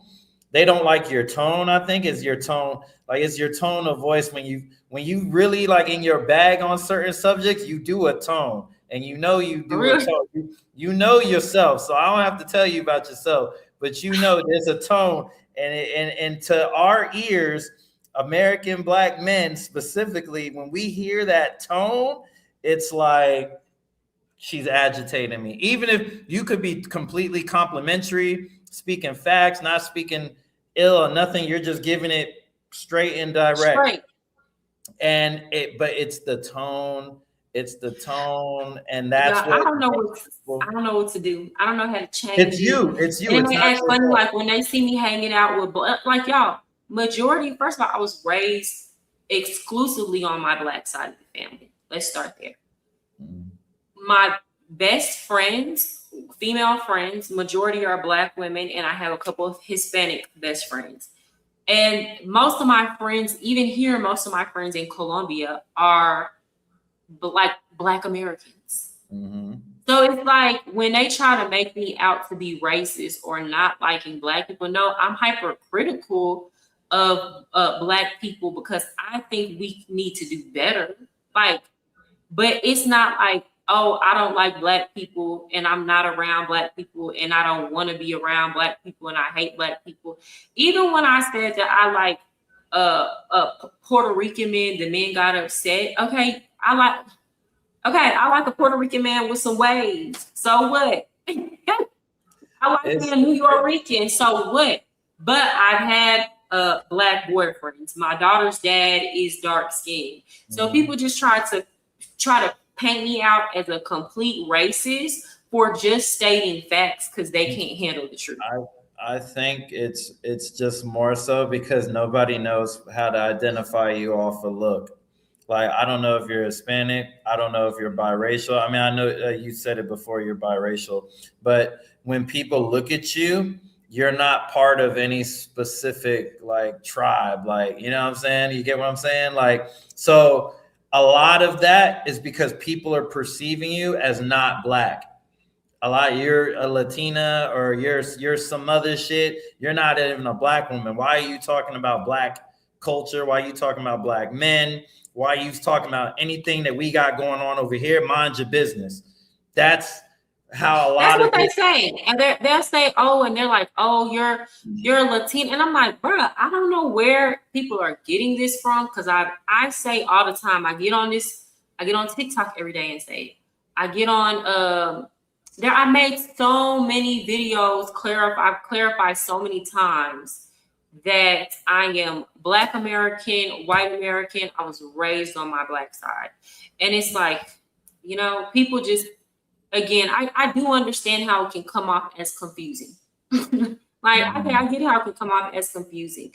But at the same time, not everything, let's say I wasn't Black at all. Let's say I was Latina or whatever they thought that I was. What I'm saying still holds true. Yeah, I The mean, message would still hold true. yeah, I get it. I'm just saying that, people look at us how they look at us. And you know what I mean? Like I get the question, oh, you're not black, what are you? That's when I know when I people saw them ask me saying that. that about you. When people ask me that, I know they're asking me that because they're trying to know how to label my opinion and where my perspective is coming from. So it's either A, I'm gang, I'm a nigga, or B, I'm mixed, I'm half Asian and black, I'm something else, or C, I'm whatever, you know what I mean? Whatever it is that they're trying to label me as, and they're trying to determine how to accept my information or what I'm saying or my advice or what, you know what I mean? People do it all the time. And I always ask the question, what does it matter? You know what I'm saying? People are like, are you half Filipino? Are you half something else? You Panamanian, you this, you that. What are you? You Japanese? What are you? Filipino? People do that to me all the time because they're trying to figure out like what tribe is he with? What gang is he with? Before they know how to deal with me. So a lot of people, when they look at you racially, they don't know how to identify you. And I think and to me, I think that's asinine because I don't view the world like that. If somebody says something, I don't care what their background is or what they look like. My first thought is there some truth in what you're saying? And if what you're saying is true, I could give a damn where you come from or what you look like. So I don't understand people that think like that have that mentality. And honestly and truly, I think too, if you're a person who believes in self-improvement, then you do understand that does come with a certain level of criticism when you out here on bullshit. Mm-hmm. And a lot of people just don't like self-analyzing, or they don't like seeing I'm out here on bullshit. It's like they rather figure out a way to make you wrong than to look at whatever it is that they're doing. And again, like I said, I never told the men not to come down here and deal with prostitutes. My whole thing is, why the hell y'all, like, stop wild and calm down. Act like you've been there before. Act like you've seen bad bitches before. Like, yeah, a lot of people haven't. Most guys in the club, when they go to Miami, even when they go to these major cities or parties or whatever, most niggas just spend their money to get in clubs and say, damn, that bitch bad. She bad, she bad, she bad. And don't ever even holler at nobody. They sit in the club the whole night. She bad. Oh, she fire. Oh, yeah, I'm gonna get a number. I'll holler at her later though. You know what I mean? Like, you see it all the time. So, you know, places like Colombia, Brazil, DR, Philippines, Thailand, you know, that allows people to kind of, you know, take that tension off, take that pressure off of their back as men. And, you know, sometimes it's exciting, you know what I'm saying? Like I said, for guys that have never been in that environment, never been around women. I just moved from Las Vegas at 8 years, you know what I'm saying, to Medellin. So I was already in that lifestyle regardless. Before Las Vegas, I was in Atlanta.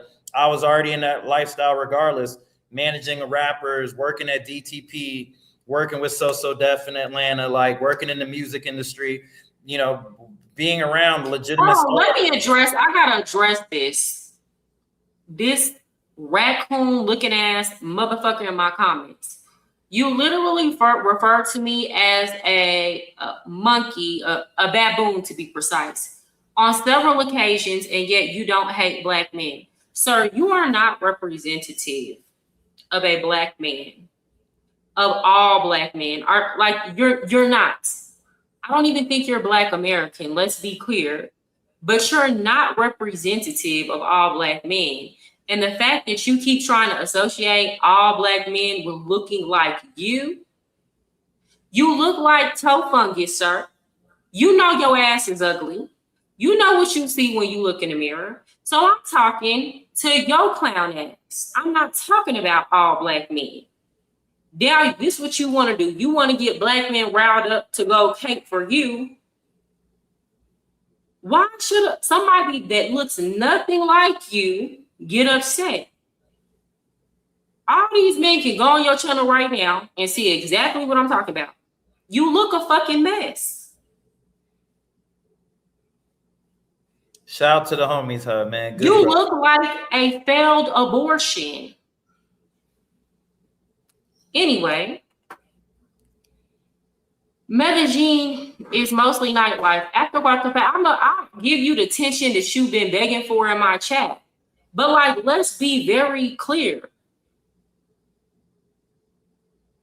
And stop playing dumb. Like, you don't get up and look in the mirror at yourself every day. You would never date a woman who looks like you.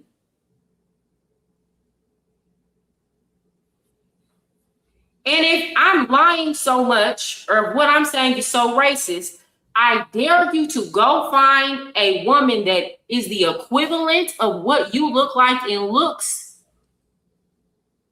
and get into a relationship with her. Take her seriously. You're not gonna fucking do it because you know how the fuck you look. So quit pulling the race card, bitch. Anyway, Medellin is mostly nightlife. After Guatapé, Comuna 13, Escobar Tour, and ATV, there isn't much left. Black men travel together to Thailand, Mexico, Brazil, and nobody makes it an issue. I wouldn't say that, because in Brazil, they've been putting out articles about black men since Austin Holloman. Then the whole Floyd situation made it hot. I don't know much about Thailand news. I don't pay attention to that. I only pay attention to what's going on in Latin America, to be honest. And I would say in Latin America, the reputation is bad. And again, nobody's saying don't go out and enjoy yourself. It's not what you do sometimes. It's the way you do it. It's the way you do it. That's it. That's all. That's all. That comment, that last comment about what is there to do in Medellin or the nightlife.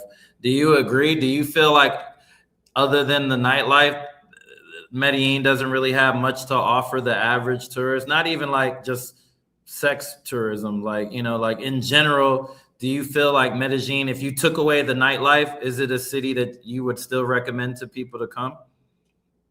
Well, okay. I think there are multiple sides to this question. First of all, I'm starting to realize you can't force people to travel for things they don't want to travel for.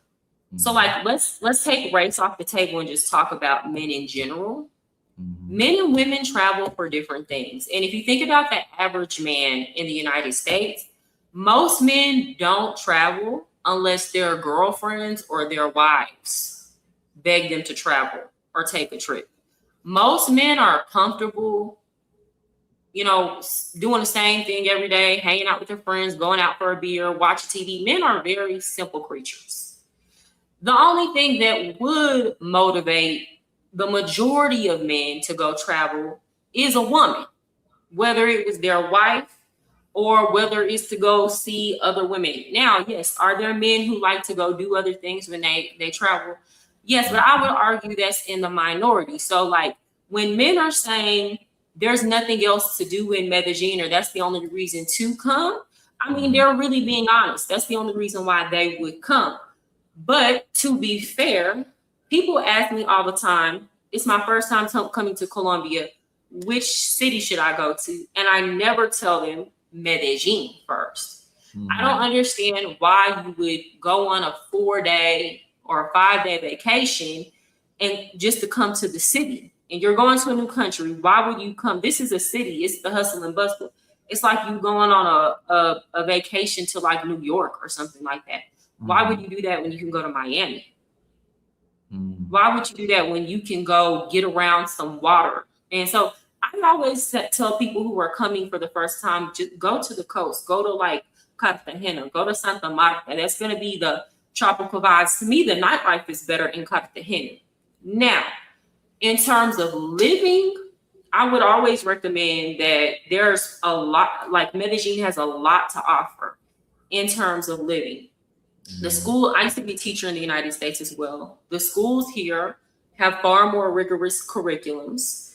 If you want to have kids, but you're like, it's too expensive to have them in the United States, come to Medellin and have kids, because it's like super cheap to hire a niñera. For $500 a month, you can get a nanny to help you with your kids, and that frees you up. So you can get people to come clean your house. You can pay for tutors. And like activities here there's so many activities for kids to do. What else? I wouldn't say it's a tourism city though. Like Medellin is great for living. There's great infrastructure. You don't have to drive. Ubers are cheap. If you want to take the metro system, the metro is clean, it's efficient, and things are within walking distance. The food is better. I mean, this city is really good for your health. The gyms here are amazing. So like, but all of that you can't experience on a weekend trip, So when these men are saying Medellin has nothing to offer, well, they didn't really have time to see or experience those things, nor were they necessarily traveling for that. Okay. I don't know. What do you think? I mean, the majority of people that are coming to Colombia, men, they're coming because the women. That's just the reality. Like nobody, you got to sugarcoat that. And anybody that tells you otherwise is just lying. Like, like people come to Colombia for the women. It's not about the food. It's not about going to Guadalupe and looking at a rock. It's not about Pablo Escobar. Like, ATV riding, you could do that in Mexico, everywhere else.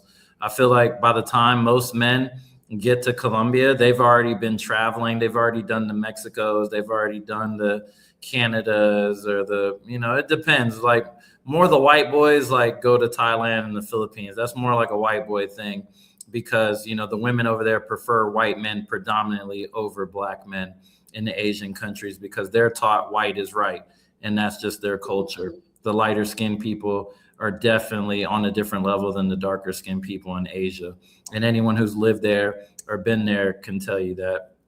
Wow. So that's just the reality. I lived in Japan for 8 years. So I ran around that side of the world extensively. So that's just from, personal observation.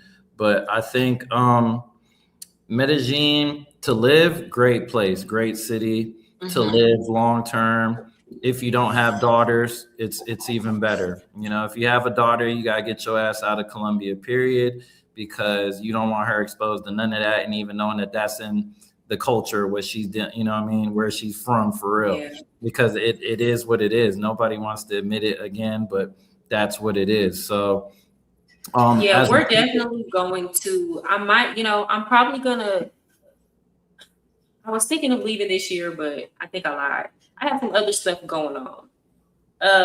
But once I get, definitely by the time my daughter is in high school, we are going to have to. I don't even think my daughter would be comfortable seeing or knowing a lot of this stuff is going on. My daughter doesn't even like men talking to her in public. So I definitely think we are going to have to move by the time she hits that age. Yeah. Yeah, no, for sure. Colombia is not the place to raise a female, for obvious reasons. But as far as like tourism goes, if you're gonna come to Colombia and just be a pure, tourist, you're not coming for the women. You should be hitting all the cities, all the major cities, the coast. Doing all the exotic places. The nice beaches, all that stuff. Definitely, I think Medellin is a good place to live, but as far as what it has to offer on the tourist side leaves a lot to be, desired, because they don't have a lot of options. They're like, when I do tourism and I recommend places to the people that I used to host out there, I'd be like, all right, look, you could do these specific things that everybody does, but I would do the stuff that only you could do in Medellin. I would eat at the restaurants that only you could have in Medellin. Like when I travel places, I ask, what's the thing that I only can do here and nowhere else? You know what I'm saying? Like, give me those options. Let me see what those things are. And Medellin in general just doesn't have a lot of those. Oh, you can only see this in Medellin. You can only do this in Medellin. You could ride a horse anywhere. You could do ATVs anywhere. You know what I'm saying? You could go to a lake anywhere. Like, there's certain things that, aren't really, life-changing experiences that you can't do anywhere else. You could do a lot of those things anywhere else. Medellin just needs to figure out how to incorporate more daytime activities. They got to give people more options during the day. Open up, pools. What's the last public pool that you just ran across in Medellin just moving around? When's the last time you saw a public swimming pool? A public swimming pool? Where's the pools? Where's the water? Where's the people? Isn't there I don't live over there, but isn't there a public swimming pool by the stadium? I don't know. It might, maybe. Yeah, I think in Los Angeles there is, by the stadium. There's a big free swimming pool. But as far as over here goes in Envigado, I believe there is like a community pool. I've never been there. I always just play to go. Go ahead. So I'm looking at the chat. So people said there's one by the stadium and in Berlin. So that's two. So that's two public pools for how many people are in Medellin? 3 million. Yeah, but they're big.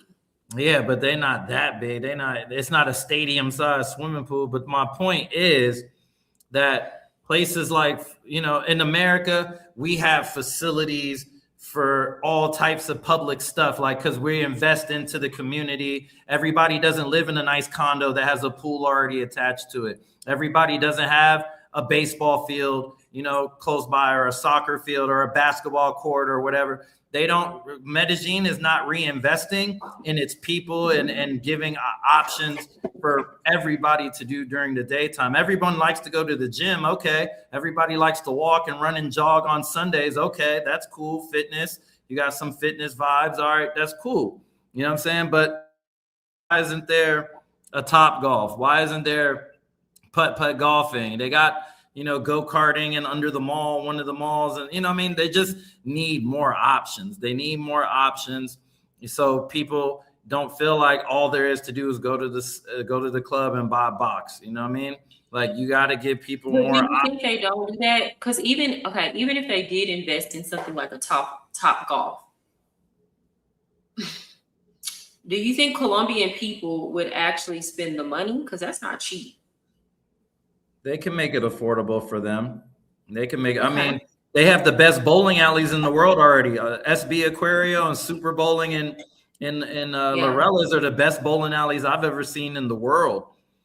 Like, Medellin did that. As far as the bowling alley vibes, they did that. You know what I'm saying? Like, to this day, I've never seen nothing like those two places. Those are great places. Normal, chill spots, have nothing to do with prostitutes, nothing. Just a genuine good time, good vibe, good environment, high quality. Colombians are in there more than tourists are in there. That's for sure. So they can afford it. Maybe they can't afford to go every week, but they can afford it. You know what I'm saying? They could scrape up a couple pesos and take the family or take their girl, or all the dudes get together. Let's go to Super Bowl. Let's go to SB Aquario. Those are good spots, but they need more spots like that. You know what I mean? They obviously have the ability to make it. They have the funding. They're two successful businesses. You know what I mean? Create more. Do what else you got. Whatever. I'm in Dominican Republic. They got a Dave and Buster's here. I lost That's my just mind. what I was gonna ask you. What do you first? Let me get to the super chat. South America is just like Asia. Colombians prefer whites, especially in Medellin. You can go to Africa, such as Kenya, Ethiopia. They prefer white. Okay. Well, thank you so much for the super chat. And guys, if y'all are in here, make sure you hit the like button. If you like my content, subscribe. I appreciate any support. If it's a super chat, a like, thank you. I was gonna ask you that. What's the difference like in the tourism industry in the DR versus in Colombia? In DR, what I've seen more, it's more, I feel like the crowd coming here is a little bit younger. Okay. In Punta Cana, I definitely felt like the OG on the beach, you know what I'm saying? And I'm not even that old, but I just felt like I was everybody daddy that I saw on the boat party. Daddy. Yeah, I felt everybody gave like 18, 19, 20-year-old college kid vibes, you know what I mean? Everything was, you know, like spring break. It was like very spring break kind of Cancun energy in Punta Cana. Everybody was more on the younger side than the older side. I feel like here, this is the place that a lot of people come with their girls, and there's a lot more female tourists. Yeah. I feel my like cousin got married there. I think one of my other cousins last year proposed to his fiance out there. Like, every time I see people going to Punta Cana, it's either for some type of destination wedding or some type of a couples trip. I saw a lot of couples, a lot of dudes with their girls. Everybody was with their girls, came in with American girls. This is the most American women I've been around in a very long time. Like, as far as not being in America, like, this is the most, because Colombia, you don't see that many large groups of American women. In DR, it's a lot of American/Dominican women, you know, mixed women. It just feels like a piece of New York broke off and just floated down to the Caribbean. And this is what it is. DR feels like New York, like tropical New York. It's, you know, a lot of American restaurants, all the major designers, Gucci, Louis, Prada, you know, everybody got nice cars. Everybody got Benzes, Porsches, Kias, you know, Hondas. Everything just feels very Americanized here. It's just, you know, black people. What you were saying to me, what it sounds like to me is I can go down there and find me a baller. I'm just playing. That first week in June. You said, what'd you say? They got some paper in DR. You know, like in Colombia, it's easy to go to Colombia and you see them dudes throwing $30, $40 in the air and thinking that they fucking the club up and blah, blah, blah. Because, you know, the poverty and the lack of opportunity and financial income in Colombia is much lesser on average than the people I feel like in DR. In DR, I'm watching all Dominican niggas pop bottles. I'm watching them pull up in the valet and sports cars, high-end luxury cars, real jewelry, real designer, the 10 model chicks, the IG chicks, Dominican IG chicks with them. Like they have it in DR. Like you're not going to come to DR and flex and ball out and go crazy, and go bottle for bottle or dollar for dollar with these Dominican dudes. Cause a lot of these Dominican dudes, they're still American. They be in America trapping, doing what they do, scamming, hustling, good job, no job, whatever. They make it look good. And they bring that shit back here, change it to pesos, and they mama and they sister and they cousin and grandma still here on the island. So, it's easy, to live joint citizenship lives because Dominican Republic has a better relationship with America. Colombia and America doesn't have a good business relationship, trade relationship. So you're seeing that's why DR can have Dave and Buster's and they have Krispy Kreme donuts and they have, Baskin Robbins and they got all Fogo de Chow's and all these nice high-end spots. And they even got Applebee's here. I'm like, they got fucking Applebee's? Like this Applebee's. What? No, they hella Americanized. But I think also that has to do with the fact that it's just extremely difficult to do business in Colombia. I mean, the red tape is ridiculous. And then on top of that, just finding people that you can trust that are going to do what they're supposed to do in business with you is a challenge in Colombia. Even though, like, I love the Colombian people that are around me. I have great Colombian people around me, but like even they tell you it's just so difficult to trust down here. Yeah, no, for sure. It's I don't know, man. I don't know. I mean, everybody at the end of the day has their they're bad people. Every country, every city, they got the scumbags, the scammers, the robbers, the pieces of shit, low lifes of their city. Everywhere has them. It's just unfortunately wherever the money is where you're going to find those people, and where the money is also where the tourism is. So it goes hand in hand. Like, you just got to be on point. At the end of the day, like a lot of people got book smart, but they don't got street smarts. And when they go overseas, their ignorance is magnified because now you don't speak the language. You was already dumb and ignorant before you got here, but now you're illiterate. And you're going to be a victim because you don't have the experience to know you don't do certain things when you go to certain places. And do you think some of these people, and guess what, this is not just a men thing. I hold like a lot of Americans accountable. I feel like part of the reason why people are naive is because of the online rhetoric that Americans put out there. For example, I could use like a couple of examples with a lot of the men that do the passport bro content. Like a lot of them were lying and saying that they're coming over here and easily having these genuine relationships with these women. And it's like, bro, you don't even speak Spanish. Like, you don't speak a lick of Spanish. Like, you just got, how do you even know? Like, I think people were like leading people astray. And then on that same token, if you just go in the regular expat groups and you try to give safety tips, or you even talk about how unsafe it can be at times in Colombia, they get upset with you. And this is not a passport bro thing. This is just all of them. The American women, American men, they're gonna, blame it on you and tell you that it's your fault. And then they try, not only that, they try to downplay the safety issues. Like, that's the main thing. They'll try to say that the United States is more dangerous than Colombia, which is the most idiotic thing anybody could ever say, in my opinion. But like, they put these narratives out. They get upset when people tell the truth. And then people come over here thinking that it's sweet because Americans are sitting up talking about well, I was there for like a week, or I was there for 6 months and nothing ever happened to me. So obviously it's not happening. Yeah, that sounds like a friend of ours that we both know.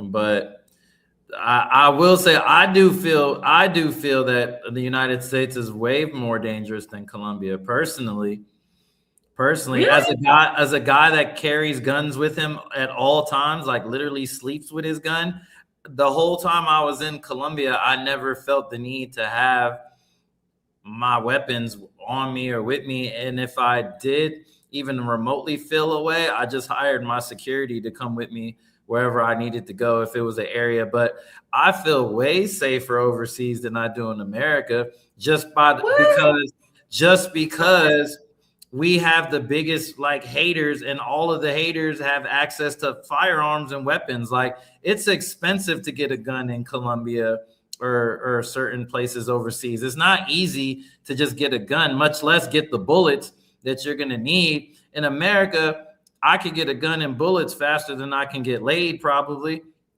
You know what I'm saying? Meeting Maybe it's because I don't. Okay, maybe it's because I'm from Texas, but like I feel less safe in Colombia because I'm like, bro, the only people that have guns here are people who don't give a fuck, like people who are clearly involved in criminal activity. Versus like in Texas, like people, it's not that people don't get robbed in Texas, but like they know it's a very high probability that if I try to just run up somebody in broad daylight and point a gun at them in Texas, that I'm gonna lose my life today trying to rob somebody. You feel me? So, like for me, I always felt safer, and maybe it's just because I'm a Texan, because I know that we have the right and the ability to defend ourselves. Like here, I would feel like such a bitch and just complete. Like somebody ran up on me with a gun here, I would feel so defeated. Like there's nothing I can do. Versus in Texas, it's up. What do you mean? Like, I'm sorry. I've had way more problems, close calls, shooting situations, etc. in America. I've had zero in Colombia. Not that I didn't think it couldn't happen, not that it could have never happened. I take a lot of the credit for just knowing how to move and knowing, where to go. And also people can sense victims anywhere they go. If you're a victim in America, you're going to be a victim in Colombia. I don't give victim energy. I don't give victim vibes. I move with respect. I look everybody in the eye. I'm always looking a couple steps ahead, a couple steps behind, left, right. I just keep a natural sense of paranoia because I come from certain cities and lived in certain cities and moved around with certain people. And I had to look and see how they move and how's this person this successful and this known, and they don't ever run into no problems. You don't ever hear their name in bullshit. Like you brought up me and Wiz. Like me and Wiz have been friends for years. You know what I'm saying? Like known him for hella years. His artist and his assistant are my cousins. So that's where that relationship came from. So just seeing how he moves, and this dude is worth, M's, you know what I'm saying? He's worth M's, but he moves a certain way. You never hear his name in the news on bullshit because he moves smart. But in America, you got to move that way because the jealousy is real. The hate is real. I think the jealousy is real once you get to a certain level. But like me, for example, I know what you're talking about the paranoia. This is the most paranoid that I've ever been. Like I'm constantly watching here. You know what I'm saying? Yeah. And I didn't grow up in, I grew up in a pretty rough environment, but I just feel like people commit crimes of opportunity here. Yeah, for sure. Way more than in the United States, right? They commit crimes of so it's that kind of thing here. As a female, not to cut you off, as a female, I feel you. I get it. Like if I was a female moving around Colombia, I would definitely be like, you know what I mean? Like, because number one, you're a female, so you're already getting a certain level of attention and disrespect off rip. Like motherfuckers think you a hoe, you selling box, you doing this, you doing that. Like your respect is already lower than it would be anywhere else. So people feel like they could talk to you, approach you, grab you, handle you any sort of type of way. So that's number one. Then number two, obviously females, if a man comes and grabs you, even if he's smaller than you, he's going to be stronger than you and probably could do whatever he wants without a weapon. Like a man doesn't need a weapon to do what he wants to do to a female. So that's your second disadvantage. And then, just being a foreigner, like that's also a disadvantage for all of us as foreigners in a foreign country. We're easier to identify as foreigners. So that makes you a target in yourself, because in their mind, I don't even know you, but I know you're a foreigner. I know you from America. That means you got something. You got more than I got, because I slept on this street last night and you slept in a nice apartment or condo or Airbnb, and you probably got more on you than I got. So I get from that standpoint as a female, but I feel like Colombia in general is way safer than America. Most places are actually safer than America, unless you're in the Middle East, you're in Israel, Yemen, you know what I'm saying, Iraq, Afghanistan, those, North Korea, like those obvious, like, hell no, nobody's going there for good reason spots. But Colombia, like, there's 100 other places that are worse than Colombia, I feel like. And it's just more on how you move. If you're a victim, you're going to be a victim no matter where you go. If you look weak, the people are going to try you. If you look like food, somebody's going to try to eat. It works. That's life. You know, big fish eats little fish. That's how it's always going to be. You better, you know, if you're a big fish and a smart fish, you're going to know how to move the right way.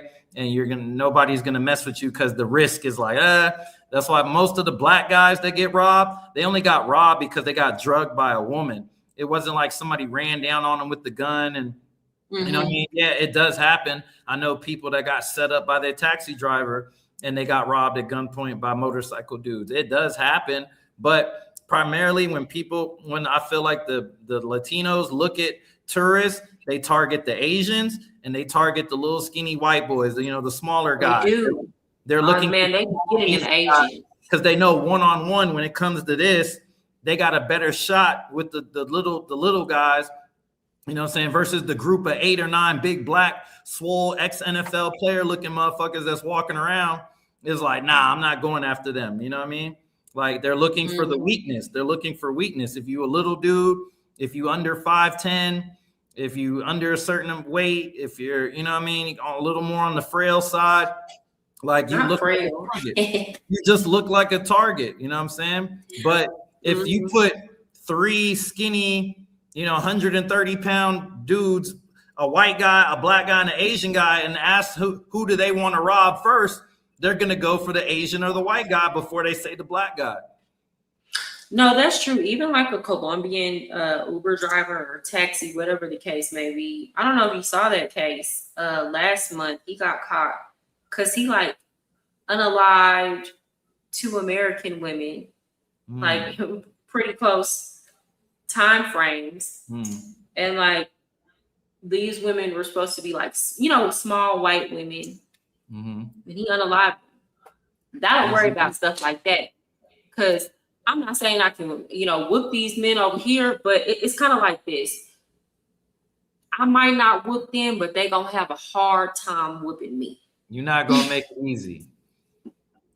Yeah, they're gonna have a real. So men, like, people know this. They know it's not gonna be easy. So I'm really worried about the men messing with me. I'm just scared. I'm very scared of scopolamine though. I'm very scared. Like, I be even nervous. Like, it takes me a long time to drink from a friend or something like that here. I don't care if it's a man or a woman, because you got to think about it like this. The smartest thing to do, like, if you really out here and you being tactical with it, the smartest thing to do is to be a woman and gain the trust of an American woman. 100%. Trojan horse like, strategy. I mean, that's brilliant. That's actually, because she's never going to see it coming, because you're a woman. Yeah, it's the Trojan horse strategy. You know what I mean? Like, I know, and that's why in a lot of my videos, I used to tell people, when you dealing with these girls, the only time you're supposed to be drinking, if you're going to drink with them, is in the club. Once you leave that club, stop eating and stop drinking around these hoes. Stop doing it, because you're giving them the opportunity to inject something into your system that wasn't there before you walked in that door. You know what I'm saying? And when you stay at Airbnbs that have no porteria, no security, you know what I'm saying, they don't check 2 forms of ID, because most of the girls have fake IDs. That's why you need to stay at places where they require 2 forms of IDs. I mentioned those places on my Airbnb recommendation video, and people took that and said, oh, he's just saying where the places to party and where are the best places to bring hoes. No, I'm telling you where you're going to get the best value, where you're going to get the best location, where you're going to get the best safety, and you're probably less likely going to die because the security at these buildings do their job and don't let these women leave until you escort them out or till they check and call you and say, hey, are you good? Are you okay? Are you missing anything? You know, I'm giving people real advice because they're coming here anyway. They're going to do it anyway. My clients last week got robbed that I was supposed to be hosting. They got robbed their first night because they chose to stay at a $30 a night Airbnb in Wes or where, I don't even know how to pronounce it, but Wes. There you go. And that's like 30 minutes out from Poblado area. You know what I'm saying? That's in the hood. That's in the hood. Is right next to Santo Domingo. Like that's one of the worst hillside barrios in all of Medellin. And they're right down the street from it. I know girls that live in that area. They're like, yo, I live here. I'm from here. I don't even want to be over here. Like, I don't even like coming home at night. I'll stay out and come home in the morning at like 9, 10 o'clock when the light's out because there's so many guys riding around on bikes jacking people. You know what I mean? Oh, yeah. But I don't go anywhere in North Medellin. I don't care. I don't care if somebody be like, oh, it's a pocket of a nice neighborhood over here. I don't give a damn. Yeah. Okay, I do not go north of Laureles. Yeah, I'm cool. I'm not going to Robledo. Definitely not going to Bayo. I don't give a damn if it's some nice. I ain't going up there. Yeah, there ain't nothing up there for I'm us. not going to Manrique. Somebody was trying to set me up. Oh, you need to go to the hood and not. I ain't doing it. Manrique got some good clubs. I went out there, but it was definitely like I had the whole blocks attend. It was like 500 dudes on bikes. And as soon as I got out the Uber with my Colombian homies, like everything stopped. Like I literally heard every conversation stop and everybody was like, the fuck is he doing here? You know what I mean? But again, I was with the right people. My energy, how I was moving, dapping everybody up, looking everybody in the eye. I'm not showing any timidness, no fear. It's like, yo, if it's gonna happen, it can happen, but it ain't gonna be easy. Like I'm not going easy. Like I'm not going. Like it is what it is. Mm-hmm. And when you kind of move and move with respect, you know, people recognize that. You know, a wolf recognizes another wolf, and a wolf recognizes a sheep when he sees one. You know what I'm saying? So if you look like a sheep, just know somebody gonna try you. At some point in time, somebody gonna try you. But I think, you know, like people just need people like you. They need people like Rob, they need people like Jerry, they need people like Saeed, they need all these other influencers. Even though you don't agree with everybody or get along with everybody who's making content about the city or the country, you know, all of y'all are necessary because you guys are the representatives for us. You know what I'm saying? Our people are from back home. You guys are our POV into what's really happening. And those of us that are interested in just traveling on vacation or wanting to move there are looking for people like you and other people that I mentioned that are in the space. You know what I'm saying? Like even me, just because I'm not there, Unseen Medellin didn't stop. You know what I mean? Like you see me, I'm still posting. I'm still got my finger on the pulse of the city because it doesn't matter. It doesn't matter where I physically am. All I'm doing is pressing buttons, doing research, you know what I mean? And hitting upload. Like I don't have to be in the country to know what's going on and know, you know what I'm saying? Okay, I see what's going on. I see this trend of people dying and being drugged and robbed. And you know what I mean? I'm going to speak about it and educate people about it. And if Colombia doesn't like us doing it, then, you know, it is what it is. Like, it is what it is. That's also those American values of free speech. Like, you know what I'm saying? Like, I don't think we know how to not be that way because we can say whatever the hell we want to say about whoever the hell we want to talk about in our country. We're not used to growing up with these like, these, you know, and I understand why, because there's real danger there. But like, I just don't, we're not wired that way. Someone said Donald Whitten said the most popping places are north of Laureles. I believe you. I take your word. I'm at that age now where you don't have to show me that fat meat is greasy. Like, I believe you. I don't have to go see this is how I knew I was not cut out to do hood travel or go to the hood when I travel. And again, mind you, I grew up in the hood in the United States. I accidentally went to Chorrillos in Mhm. Peru. Mhm. I've never seen, it was like a horror movie. It was like a horror movie. I was Mhm. afraid. The Uber driver was afraid.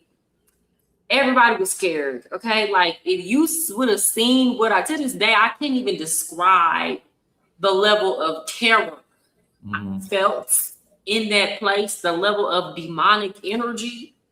So since then, if somebody tell me, "Oh, this is a bad area," I believe you. I believe you. Like I don't gotta go see. I don't Yeah, know. and You know, you I'm good. old enough to know myself and know that that's not what I'm interested in. Like some people, they be like a lot of street niggas always be on some. Yeah, take me to the hood. Where the hood at? I want to see the hood. Why? Mm-mm, Why? some hood I don't. Some you don't want to see. You Yeah, don't want to see. And why? you know what it is? They think it's like the hood in America. Y'all, it Mhm. gets way worse. You will Mhm. see some shit in these places that y'all be like, "Oh yeah, I'm from such and such." I had to, Mhm. hell no. You ain't Mhm. seen. And I'm not just talking about people not having. You know what I'm saying? No, like you will see some things. You will feel some energy. You will feel spirits that let you know like terrible things have gone. I don't know how to. Do you know what I'm talking about? Of Kyle, course. I don't know if you're a spiritual person, Mhm. but your spirit will tell you your fight or flight instinct will activate. And you will know it is demonic energy in this place, and I gotta Mhm. get away. Mhm. Yeah, for sure. There's a lot of places, yeah, I might have driven through or, for whatever reason I was in certain areas that I probably shouldn't have been. And, I know how to move accordingly, but ain't nothing. My pride isn't that big that I'm like, I'm gonna stick around. I'm gonna see what's up. I'm gonna stay I don't outside a gotta see. couple extra minute longer, or I don't mind going to I don't got nothing to gain from going to no hood. I'd have made it out of plenty of other hoods unscathed by the grace of God. And I'm not going to insult my blessings by putting myself in more danger because it's dangerous being a black man every day. That's already a hazard being black. And there's no need to put myself in extra jeopardy. I don't do no hand gliding. I don't do no bungee jumping. I don't do no skydiving. I don't swim with sharks. I don't do a lot of that unnecessary shit that puts my life in jeopardy. I don't ride them weird ass circus rides at the circus and carnivals, them janky ass rides that get stuck and break and kill people. I don't do none of that Oh shit. yeah. That's why I'm still on earth by the grace of God and just my self-preservation skills. You know what I'm saying? So a lot of people when they travel, they come to Colombia, they put in their self-preservation on the back end, and you know what I'm saying, whether it's dealing with females, whether it's going to certain neighborhoods they don't belong in. You know what I'm saying? There's a lot of scenarios that people put themselves in bad situations because they're ignorant or they just don't know, like, that's not what you do. That's not, you don't wear certain things in certain areas. You don't flash money. You know what I mean? Like, even in the club, when our clients of mine, they pulled a whole wad of money out to take out $10. They pull out 1,000 to give somebody a $10 bill. I'm like, you don't got to do that out here, gang. All that did Yeah. make you a bigger lick to everybody in here because all the girls in Facts. here got a homeboy that's outside that they can text and say, yo, here's a picture of this guy. He got X amount of money in his pocket. When he get around the corner, get his ass or follow him to his Airbnb. You know what I mean? Like people make No facts. targets. People make themselves targets. People create their own problems because they move stupid, they move loud, and they don't move the right way. If you're gonna be loud, have security, have drivers, have friends that stay sober. Better yet, you stay sober, stay on point. You know what I'm saying? Like everybody just can't come to on the trip and be wilding and drunk, and a lot of people just put themselves in bad situations and they set themselves up for failure. And it is what it is. You don't have to go to the worst area, Medellin, to find yourself in a dangerous situation because everybody who wants to like what's the girl name? Valentina Moore. But You know what I mean? That girl shouldn't be getting picked up for nothing from nobody. Like that bitch looks horrible. Her hair, her wig or she whatever. wasn't that bad. She No, wasn't. She wasn't an ugly girl. she's not cute. She's not cute. Like I can, as a man, looking at her, I can say, you know, if it was free, would I even deal with her? And even if it was free, I'm not even giving no bitch like that my number. Like, if it was free, you wouldn't. I'm not. She wasn't that bad. She wasn't bad. Look, she wasn't an ugly girl. Hair, like her hair is constantly moving on the top of her head. That shit's always shifting. The fake teeth. Is it a wig? She Not got the 6'9". She got the 6'9", too big for her mouth. What's T.I.'s son? The little one. Them chiclets. Yeah, she got the chiclet teeth. That shit, like the face tats, the chest tats, all that is all red flags. The same way women look at the men and all that, all these are red flag. We can look at the female. She got the little tattoo right here, red flag. She got any face tats? Any of these? Red flag. She got, it used to be just a little tramp stamp in the back. That was the red flag. Now it done upgraded. And they let the neck tat, she definitely gonna drug. It's a 98% chance you getting drugged when she got the little neck tat right there. It's a wrap. But I feel like if she didn't have all that, she not an ugly girl. I think y'all boosting it. Nah, she not even that. That bitch, of all the beautiful women that exist in Colombia, and that's what you settle for. Of the 1,000 other better options, that's what you decided you want to spend your time with. People do it to themselves. All the guys that get drugged and robbed by the ugliest women, the low-hanging fruit. Because they're chasing the cheap pussy. They're chasing the free pussy. They on Tinder thinking that because it's Tinder, she not a hoe. She not gonna tell you about the money because she already know in her mind she about to drug your stupid ass.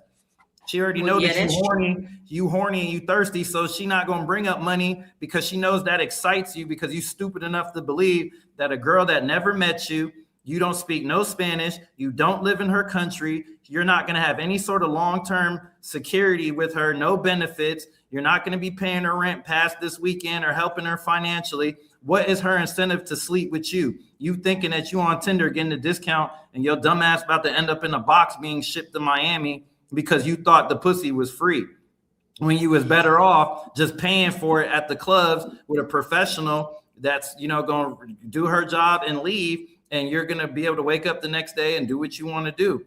You know what I mean? And that's what a lot of my videos I was trying to educate people. Because people be like, man, I just meet girls on Tinder. I just go on Bumble. And I'm like, bro, you think that's free? You think the hoes aren't using social media to sell box? Like, they story highlights is the menu. They showing you everything. You know what I'm saying? They letting you know this is what you get for your time. This is what you can get. So on Tinder, it's no different. If she's covering her face, all her features, her face is hidden, that should be a red flag to you. She doesn't want to be identified. People are going out on dates with women with hidden faces. Of course. All those girls. If any girl on social media is hiding her face in every photo, I don't know one good, trusting woman that doesn't want her face shown that still has social media. Why are you on social media to hide your face? But why would you even? I'm trying to understand why a man would even match with a woman like that. You can't see what because niggas just be swiping. They're not even looking at the profiles and judge. They just swiping like that, and whatever replies back and hits on a match, they're like, all right, bet I got action.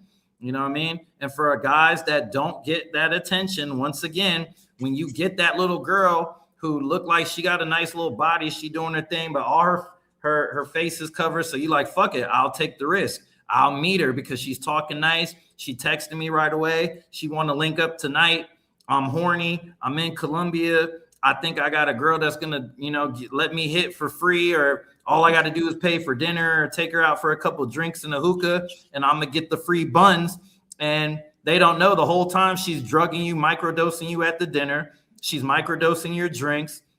So it's a slow, steady decline that looks more natural than you falling on your face in public. She needs you to be sober enough to get back home, but drugged enough that you're already, you know, you're deteriorating little by little, and you're not catching it. You know, you're not catching it in the moment that, you know, this bitch has been drugging me. I feel weird. I feel different. I feel weak. I feel tired. And by then it's too late. You know what I mean?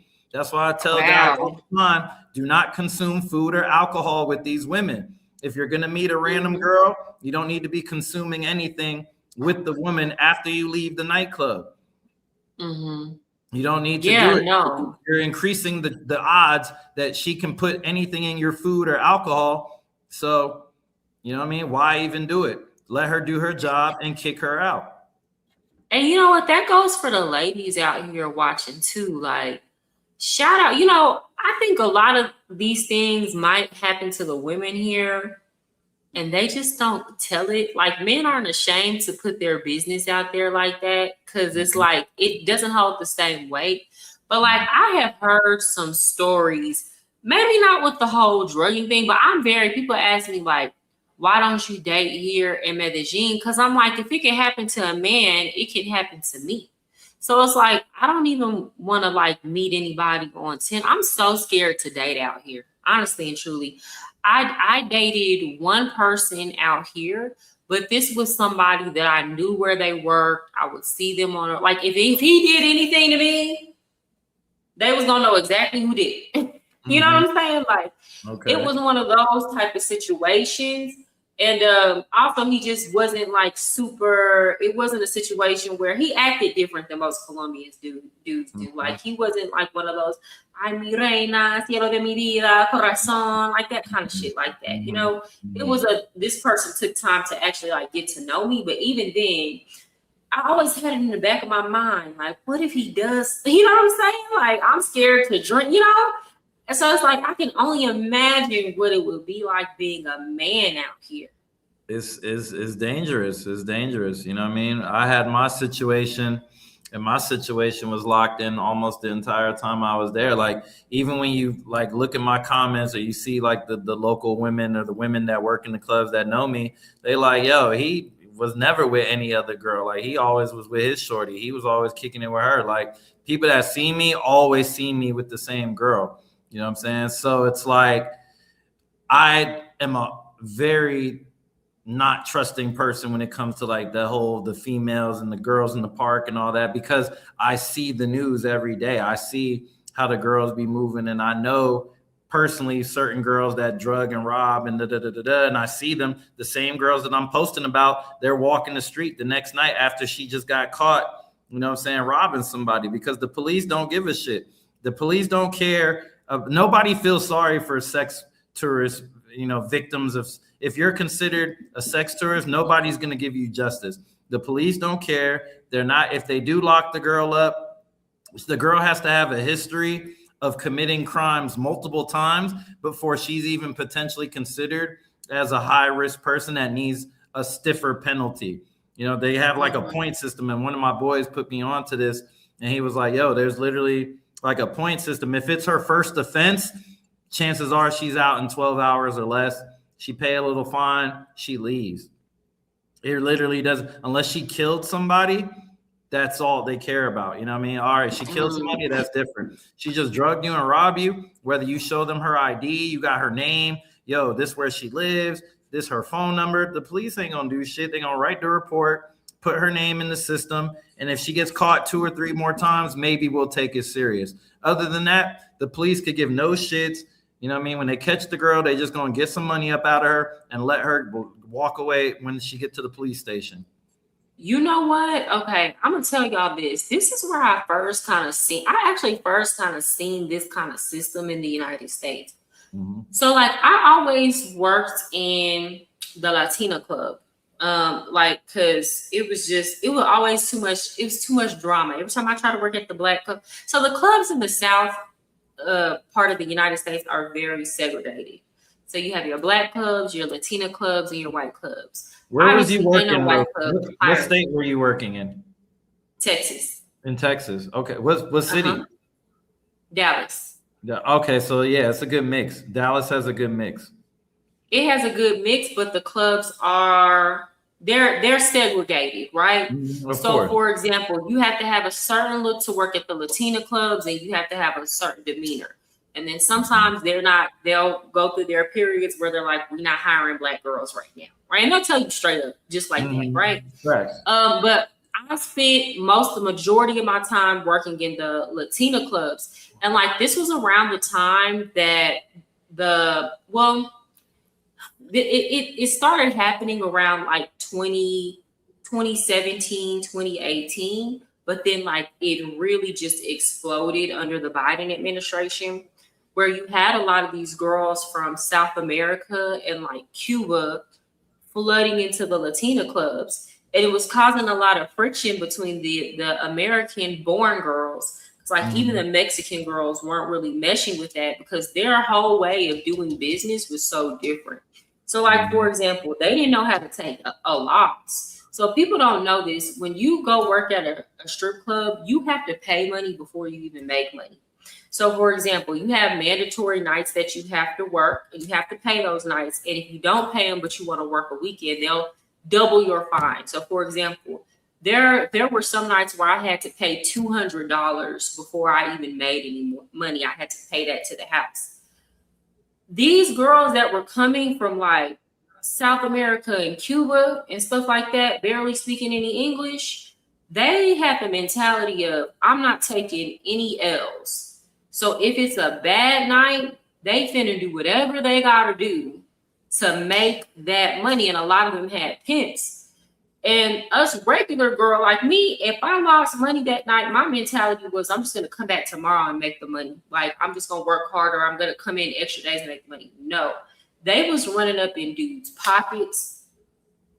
They was drugging dudes. And then another thing that they would do is tell security. Like, they would literally do stuff like, they know the dude's drunk, they know the dude's out of there. So let's say he gets a dance, like a lap dance or something, and he says he only wants one dance. He's out of there, right? Fucked up. She'll keep going and let like 5 or 10 songs go. Meanwhile, he's out of there. Now it's time for him to pay. And he's like, I didn't want all of, and they would get like security to like beat the dudes up. Security takes the money from the guy, gives it to the girl. And it was like, whoa, this is crazy, the stuff that they was doing in them Latin clubs. And it like really exploded when those type of girls started flooding into the club. And it caused a lot of problems because a lot of the men, I think that's, the economy is bad, but a lot of the men were like, bruh, it's not worth it to go up in these clubs no more. These women are going to scam us. Somebody's going to steal my wallet. Somebody's going to steal my phone. It caused a lot of friction between the American girls and those girls that didn't have their papers, because they would do stuff like, okay, we might have the agreed club fee is like $25 for a lap dance. Hell, for $10, this hoe finna give head. Compete with that. You can't compete. Vegas is the same thing. You can't compete.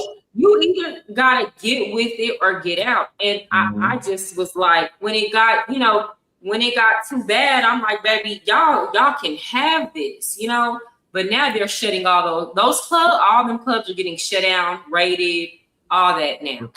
Of course. Vegas has the same thing. And in Vegas, the Cuban girls dominate a lot of the clubs, as far as like the Hispanic women go, and the Cuban girls is going for whatever, you know what I mean? And they're running on everybody else. They're running everybody else about the club because their prices is so much lower. So I mean, it is.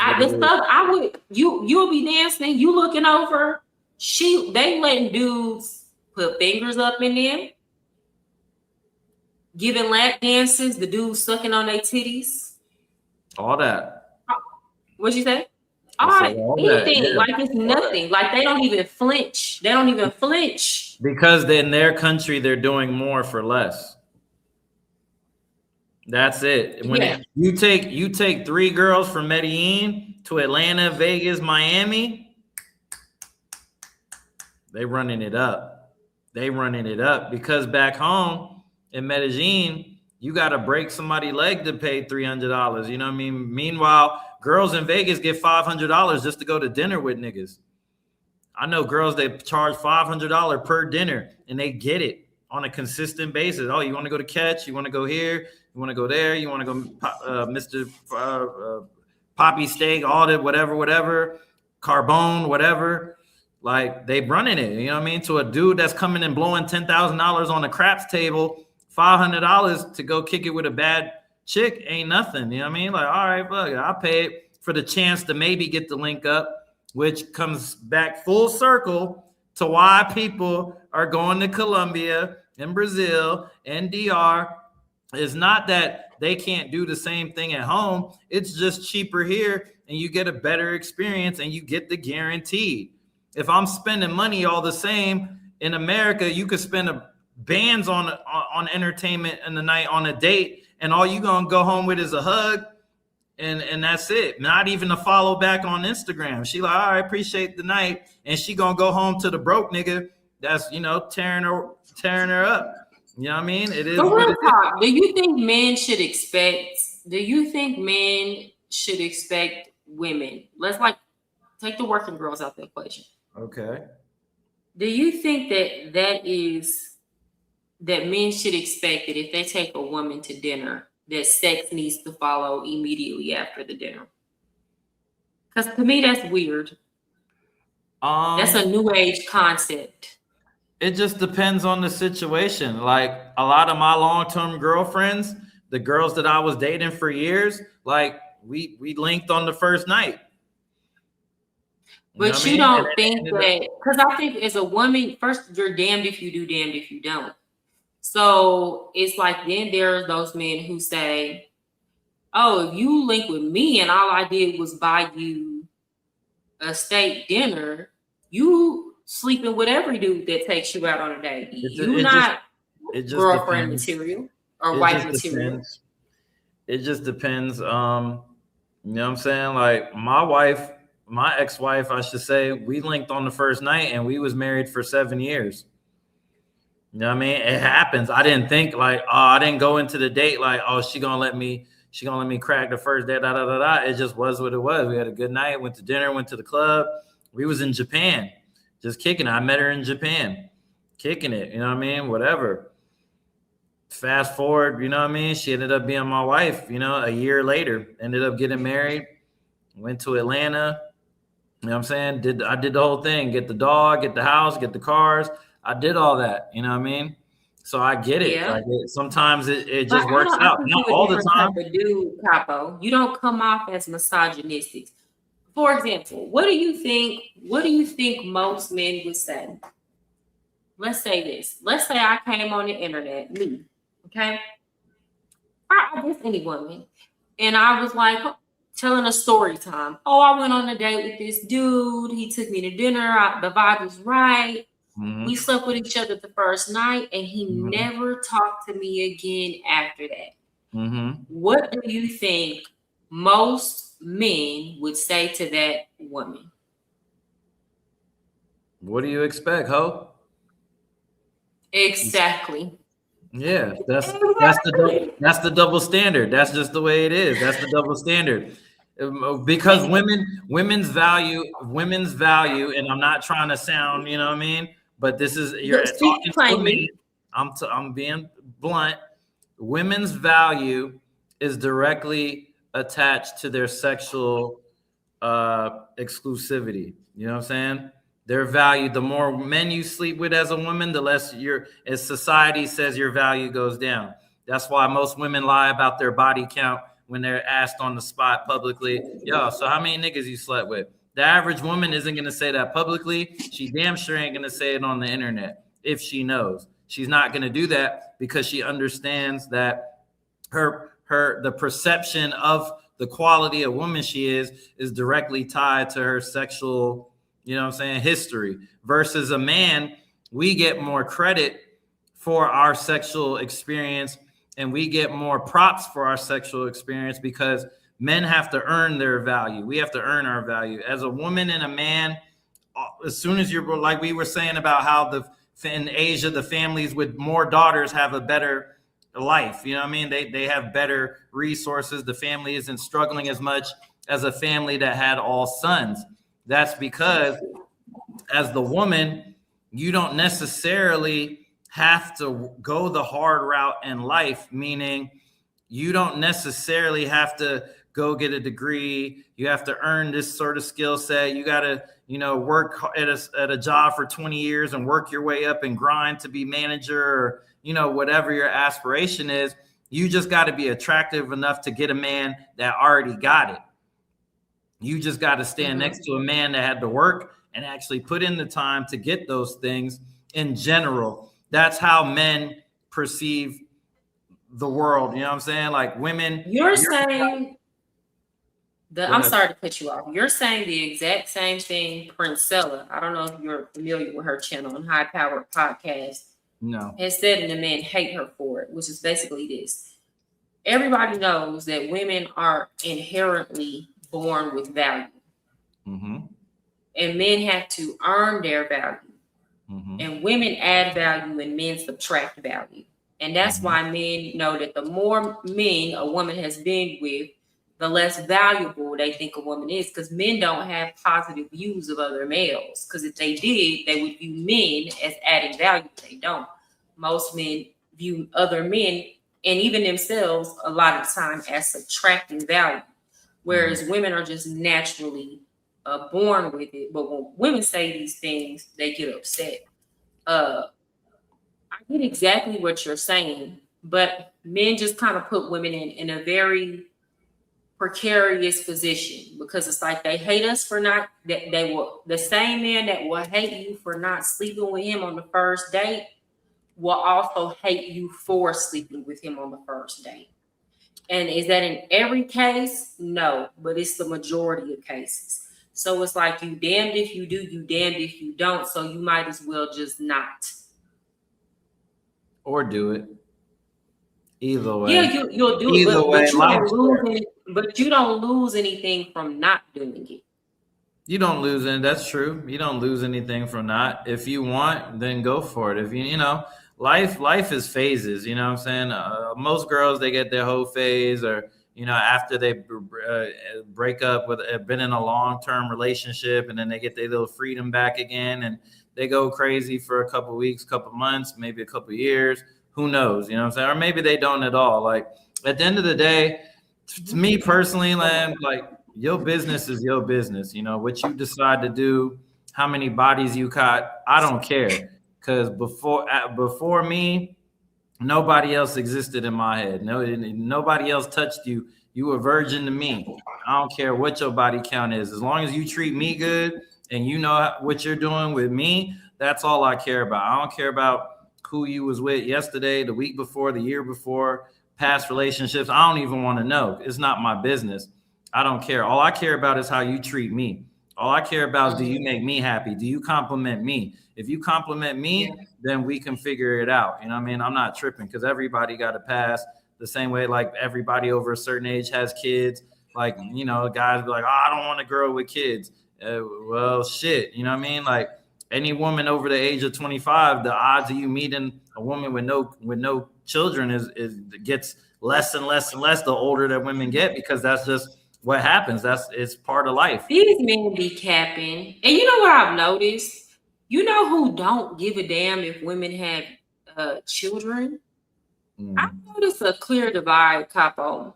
The men who get women do not care if a woman has a child. And people will say, oh, that's because there's a difference between sleeping with y'all and fucking. If you think of most dudes that's just like that dude, he'll date or even marry a woman with a child. I have an ex who very handsome, like he looked like Genuine in his prime, but we broke up and he wanted to get back together, and I just couldn't get back with him because I'm one of the people, I can't reheat my old fries. He went right after me, got with a girl that looks very similar to me, like immediately after. Like it was on some like trying to cure his broken heart type thing. Got with a girl that looks just like me. She had a daughter my exact same age, and he married her. Like men that are that kind of fine, they do not care if a woman has kids. This is what I be trying to tell a lot of these men who be shaming single mothers. Men that are very attractive don't give a fuck. They don't. They don't even think the same way that a lot of these men on the internet try to project all men to think. It's a completely different energy. Like what you were just saying, Capo, most women, if you date a man who has been like attractive his entire life and has been having sex since he was a teenager and can get a lot of women, by the time they get up to their 30s, they ready to sit down somewhere. They don't really care about these women like that. They're more likely to be faithful, and like they don't care about all that single mother. Not they date who the hell they want to date. Well, I think a lot of the guys, you know what I'm saying, that feel that way. It just depends on what their goals was. Like some men, they want the family thing and they want to have that family unit, you know, and they want to be responsible for creating it. They don't want to take care of nobody else's kid. You know what I mean? Like they want to create the family with the woman.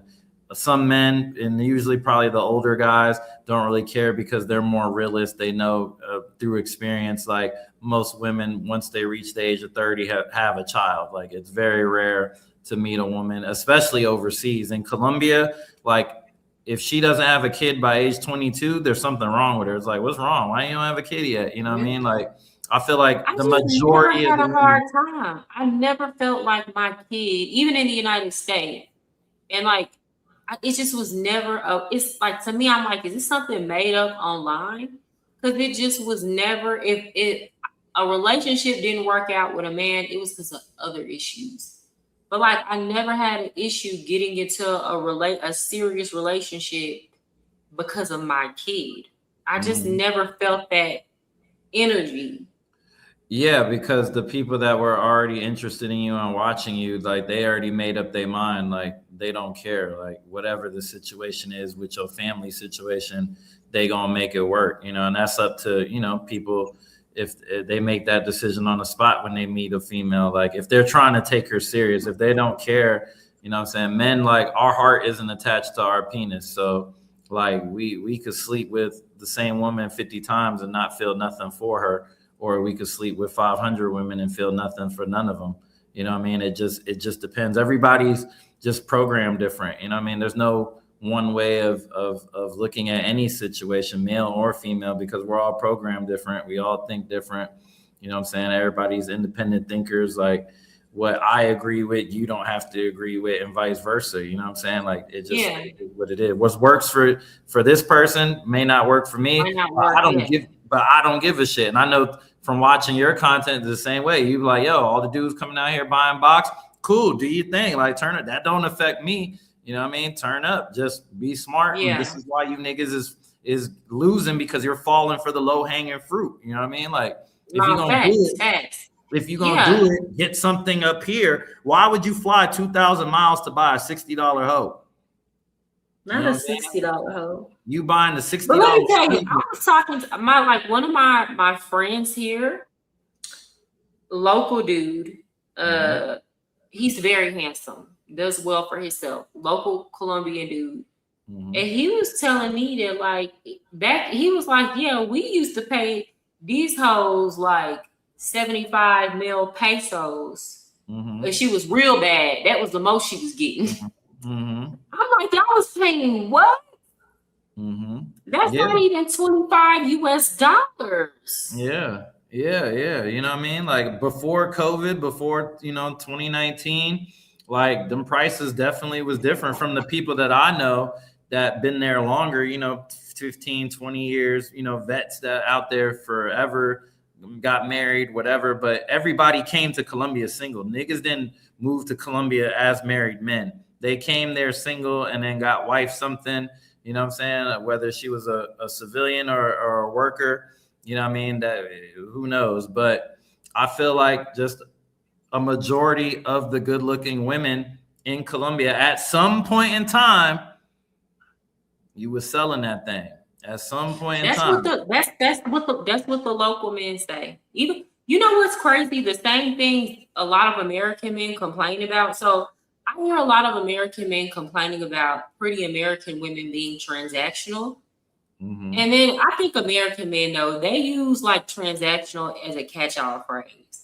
Like Mm-hmm. you could like for example, an American man can take a woman to a nice dinner and she not give him no box, and he'd be like, oh, she used me or she's transactional, and it's like, bruh, you just wanted to fuck on the first night. Tell the truth, right? Mm-hmm. Um, and they making you pay for it either way. But like here in Colombia, when the men say she was selling box. The chick was actually selling box. They don't equate expensive dates with selling box, right? But like even the Colombian men will tell you that it's very difficult. Like I've seen attractive Colombian men, like that are like compared to most Colombian men doing well, and they have the exact same complaints that American men have about Colombian women. They say they cheat, they disloyal, they're transactional, they not traditional. And it's so crazy because then the American men say the opposite. And I think where the disconnect is at is that Colombian men have not experienced just how bitchy us American women just can be just in general. Right. So like they don't know that we're not about to, like, I can't bring myself to be like, more. I can't talk like that. I can't talk like that.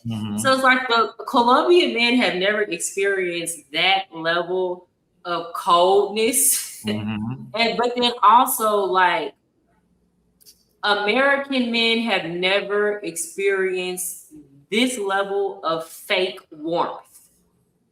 Because American women just ain't faking it with you. We not faking it with you for nothing. We don't care, you know? So like a American man get over here and they feel all of this fake love or this warmth, and they're like, oh my God, she loves my dirty jaws. Meanwhile, the bitchy American woman, she probably really for real love your dirty draws. She just don't need nothing from you, so she's not talking to you like that. Yeah, it's just cultural differences. You know what I'm saying? Like, it's cultural differences.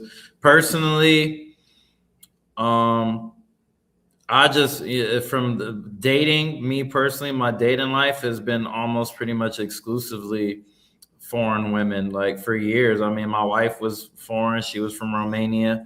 You know what I'm saying? Most of the majority, yeah. I met her in Tokyo, but she was from Romania. So we were married for 7 years, like I said, and then that didn't work out.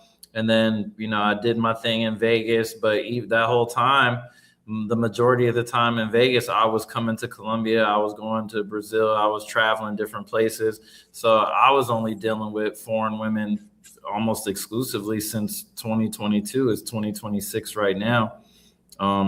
So it's like there are differences. There are major differences between the American women and the women overseas for sure, but it's not like you're trading.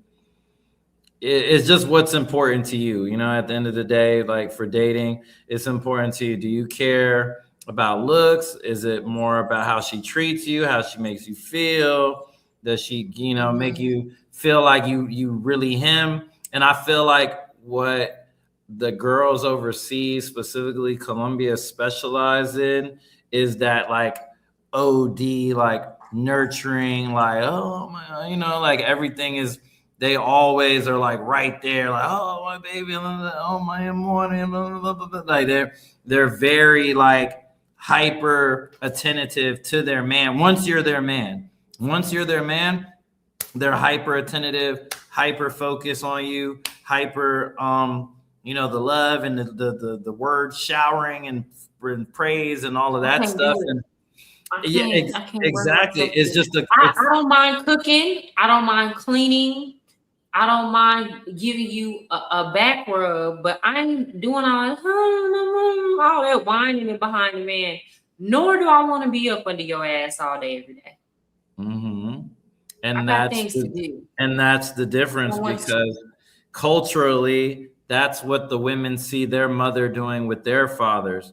Their mothers learned it from their mothers, and so on and so forth. You know what I mean? Like culturally, like making your own plate of food, you know what I'm saying, is like a sin. Like you don't make your man's plate, like da da da da da. You know what I mean? Like it at the end of the day, like they're just programmed different. American women are, you know, they're more independent. They're more free thinking. They're more like, I'm gonna get it on my own, you know, mentality. But the problem is a lot of the women that try to, you know, not all, but there are a lot of women that don't have any value and make no effort to put that value into themselves because they know that they're attractive.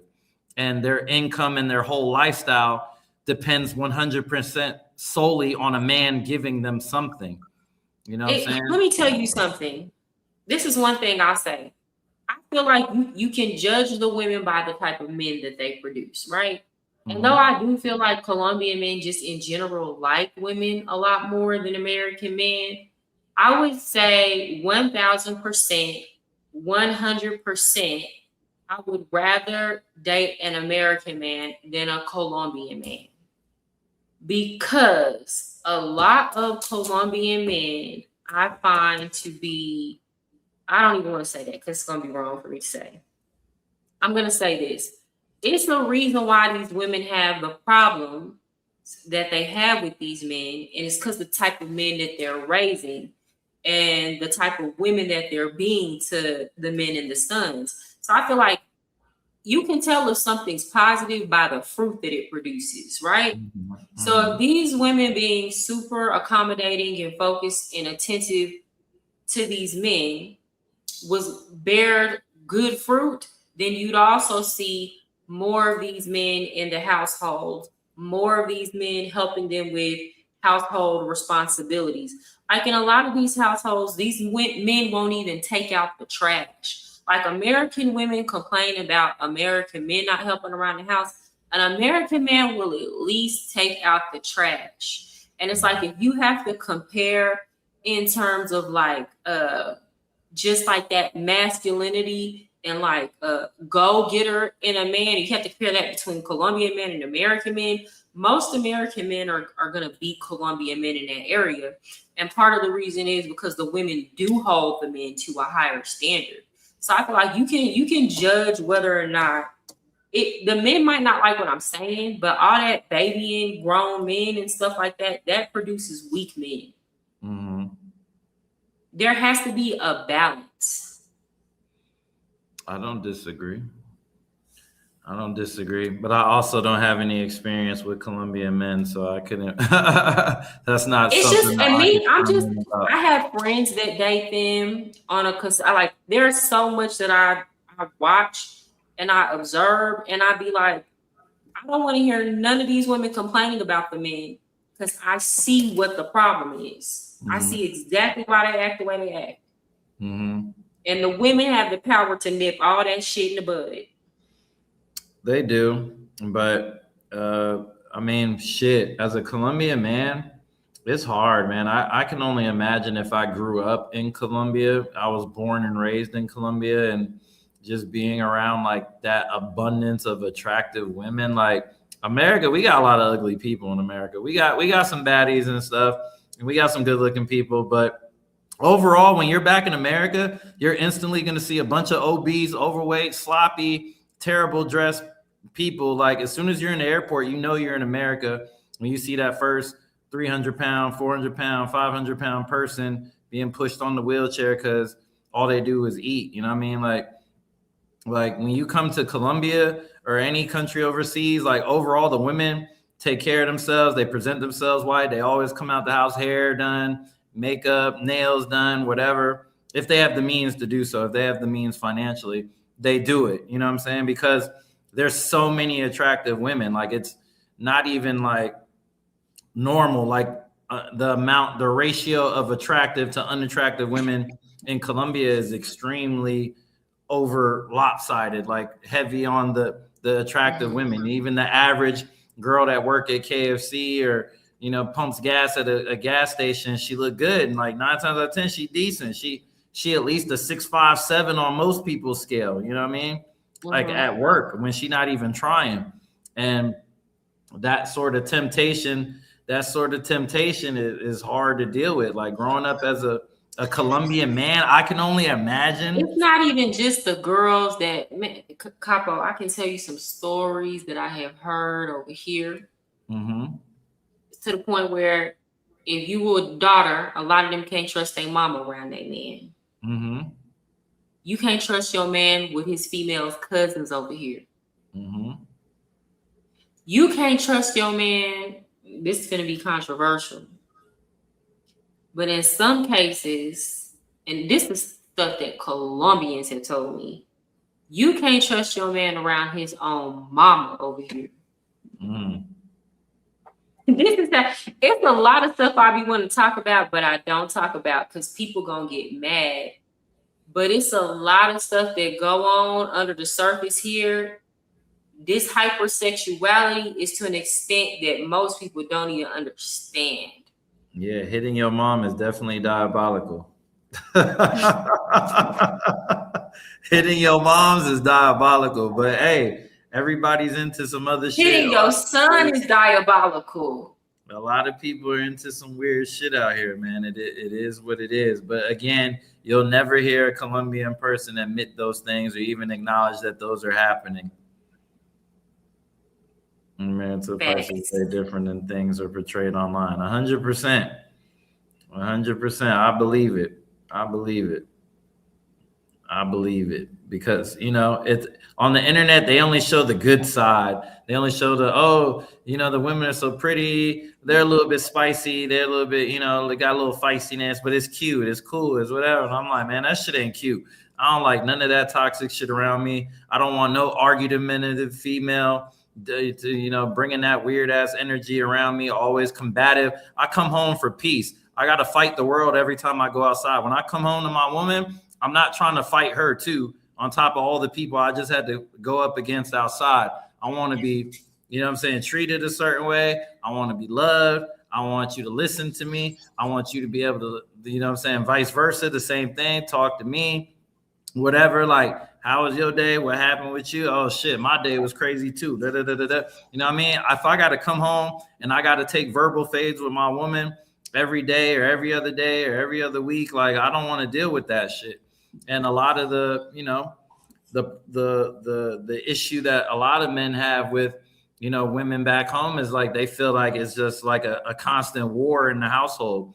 You know what I'm saying? Like they feel like, damn, I got to deal with this when I come home. I got this drama. I got the headaches. She don't even work. I take care of everything, and I still got to come home to her complaining. Versus when they come overseas, the girls are more in pocket. They're in step.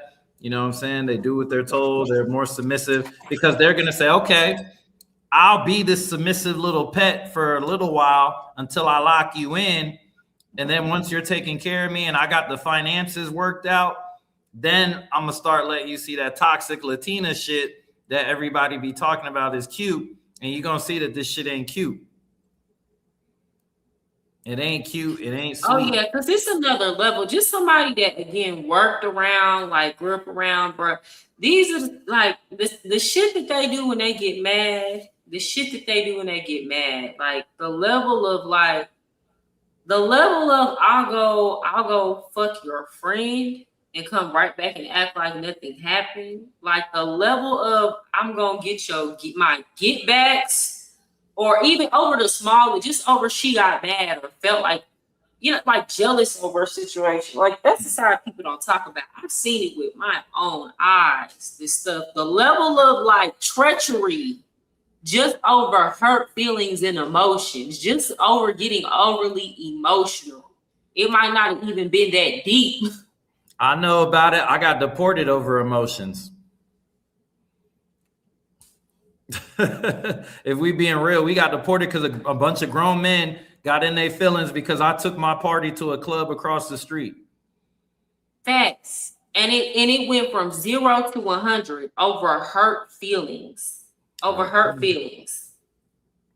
Over some shit that really could have been talked about and renegotiated. Literally, that's all they had to do. They didn't even want me to get the ball rolling. They didn't want me to even get shit started. Like the event was sold out. It was a great party. When I got my phone back, everybody was texting me, yo, it was a great time until you got arrested. Like it was lit until then. Congratulations. I was like, oh, I'm in the jail reading all the text messages and DMs. And I'm like, damn, at least my party was lit though. It would have been worse if I had a whack ass event and I got arrested. That shit would have been trash. Yeah. This it ain't cute when they're tripping over a woman looked at you. You didn't notice and they think you're trying to smash. They are very, very jealous. It's great having a woman protect what's hers, but I shouldn't have to protect. If it's mine, why the hell I gotta protect it? Only time I should ever feel like I gotta protect my man from another woman is if she come hit him. Then I'm whooping her ass. But like all this, I gotta try to keep you from cheating. My mentality is go cheat, go be where you want to be, so we can part ways. Like I am not policing you, and it's your responsibility to make sure you don't cheat. It's not my responsibility. That's on you. You a grown person. And the second that you decide to do that, then you let me know what it is. I'm not mad at you. I'm not mad at that woman. It's just, it's just done. You can go be where you want to be. So cheating once is the deal breaker for you? Absolutely. I ain't never stayed with no cheater. Like, let me tell you how bad it is. That boyfriend that I told y'all that we broke up, we had been together for a couple years, and he broke up with me because he was on his Donnell Jones. He was like, I just gotta see where I wanna be because it's getting serious, right?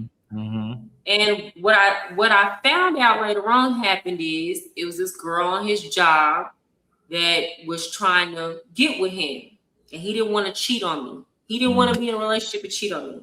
So he broke up with me, and within that month a month of us men broke up, he went and slept with the girl. We're never getting back together. We're never getting back together. You can't pull that. I didn't cheat on you. Absolutely not.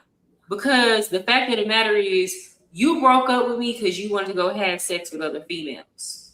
Other females that meant absolutely nothing to you because you didn't stay with the girl. You hit it and went about your business. So you made a decision. At that time, you decided what you wanted to prioritize. We're never getting back together. I'll never respect you. I'll never trust you. So that's me. You don't even have to be a situation where you like we together and you cheated on. Anyway, I feel like you played me in behind another woman. We're never getting back together. And I've never taken a man back that did me wrong in behind another female. Understood. I can't do it. I'm worse than a man about that. Understood. I was just like asked because I'm like, damn, dating in Colombia as a female POV, like I feel like the Colombian dudes is definitely like they have all the advantages in the dating market in Colombia over the gringo, other than money. You know what I'm saying? Other than money, the gringo is gonna win that 9 times out of 10 if you put them up Colombian for Colombian against gringo. You know what I mean? The gringo's gonna have the more funds 9 times out of 10. But I just was like, damn, as an American woman dating local Colombian men, like all the Colombian men and playboys, like they all got, you know what I mean? They've been dealing with the hoes in the park since middle school. That's what the women tell me. That's why people be like, well, why don't you date down here? Because I got good sense. I don't gotta go see. Like I can see what these women going through. I sleep alone at night just fine. I don't need nobody laid up with me that bad. Would it be nice? Yeah, but I'm one of those people.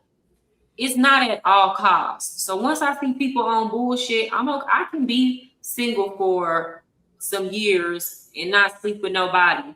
I'm not trying to be single. I'm not trying to be celibate. But like, what is the alternative? People don't understand this about Colombia too. Some people might get mad. I'm just keeping it real. The herpes rate go crazy over here. You compare that to the United States, it's not even close. Like these STDs out here go crazy. Like it's on a whole nother level. So it's like, what's the alternative? Go get with a dude that has no sexual discipline, fucking on these girls. And 9 times out of 10, the prostitution rate is so high here that like even if he's not sleeping with working girls, he's sleeping with girls that's sleeping with other dudes that's sleeping with working girls. There's definitely a big pool of DNA going on. You take your risk. There's definitely a big pool of DNA swapping going on out there. You know what I mean? So it is what it is. Shit. We covered a lot though. What is it? 3 hours? We did. I'm sorry I didn't keep you so long. Nah, we good. Conversation though. We had a good talk. The chat was going up. We had there's a lot of people that was in here watching, commenting, and I feel like, we gave some people something to talk about tonight. And whenever they go back and watch this, and maybe if you clip certain parts or whatever, like they'll take something from this and apply it. And hopefully we saved one simp's life tonight. Hopefully. Hopefully we saved one simp. Hopefully more people understand.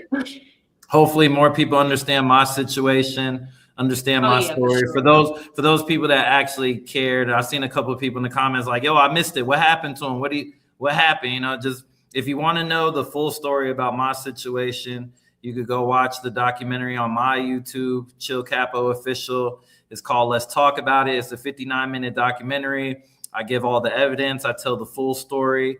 You know what I'm saying? I don't make excuses. I tell it like it is. This is what happened. This is what it was. This is the result. And it can happen to anybody if it happened to me.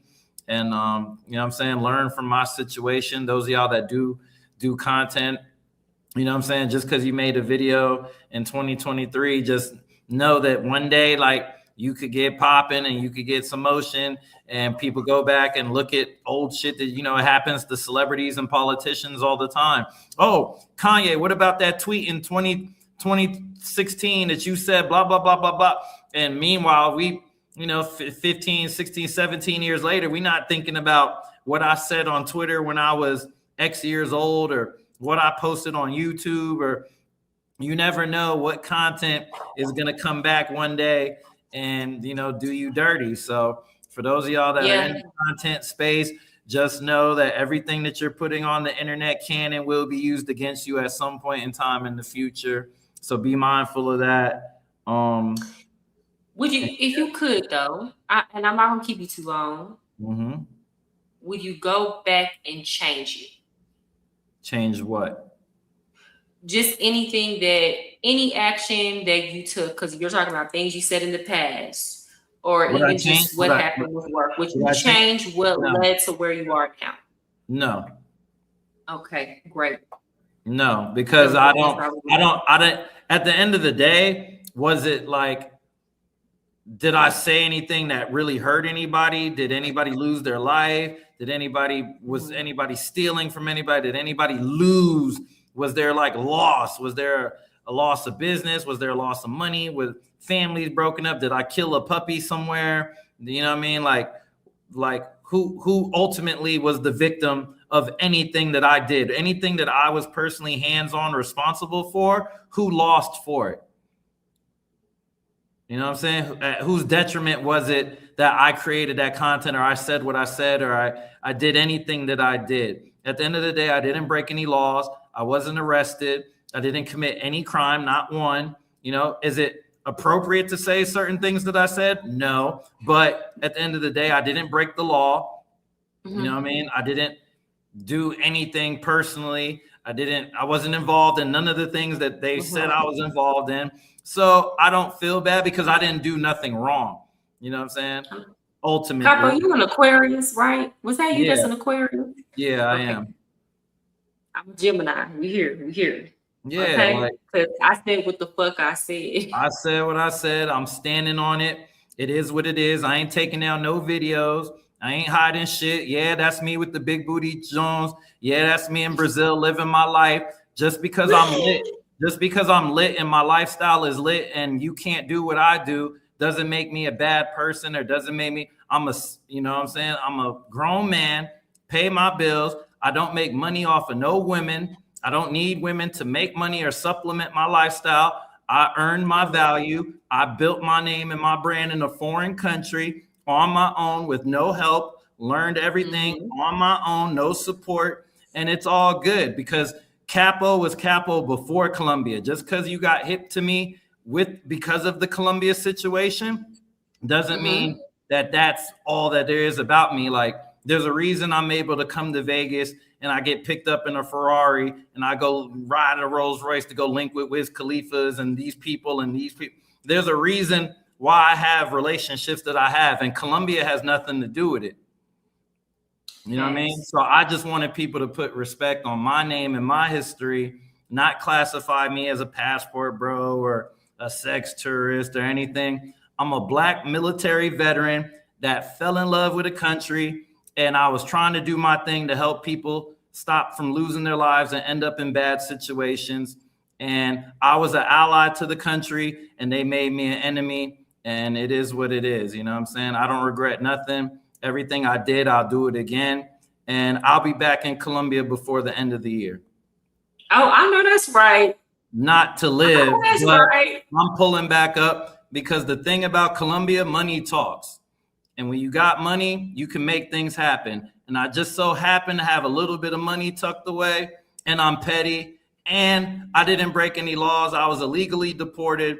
And like I said, you'll see me in Colombia before the end of the year, 100%. I know You can that's click right. this, you can stamp it, you can post this. Oh, this didn't age well. We'll see.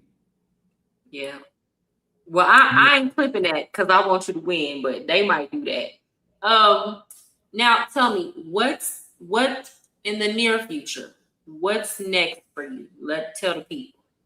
I'm finishing this month in the Dominican Republic, just kind of testing it out, seeing what I like about it, gauging its potential, long term. If this is somewhere that I could see myself, I never saw myself in Colombia neither. In a million years, I never thought that I was going to be living in Colombia. So I'm just kind of hopping around right now. My son graduates high school next week, so I'm going to go back to Texas. I'm going to be in San Antonio. I'm going to be in San Antonio for his graduation. And then from there, I'm going to Panama, and I'm going to be starting my permanent residency in Panama because my mom is Panamanian, and she's coming with me. So I'm going to go get that Panamanian passport. Once I get that Panamanian passport, I'm in Venezuela. I'm going to be the first dude on boots on the ground. Venezuela with Capo. Just know it's coming soon. And Yeah. you know what I mean? We'll do this again when I'm at the next country or next destination, and we'll keep everybody updated. The people said we need a weekly podcast. See, y'all don't underestimate when a Gemini and Aquarius come together. Then two of the smartest. Aquarius really the smartest. I gotta be honest. But we two high-minded people, them the best signs you can put together. I don't know if y'all believe in astrology, but it's true. It's true. They say we need a weekly podcast, Capo. We should do something. I mean, at least maybe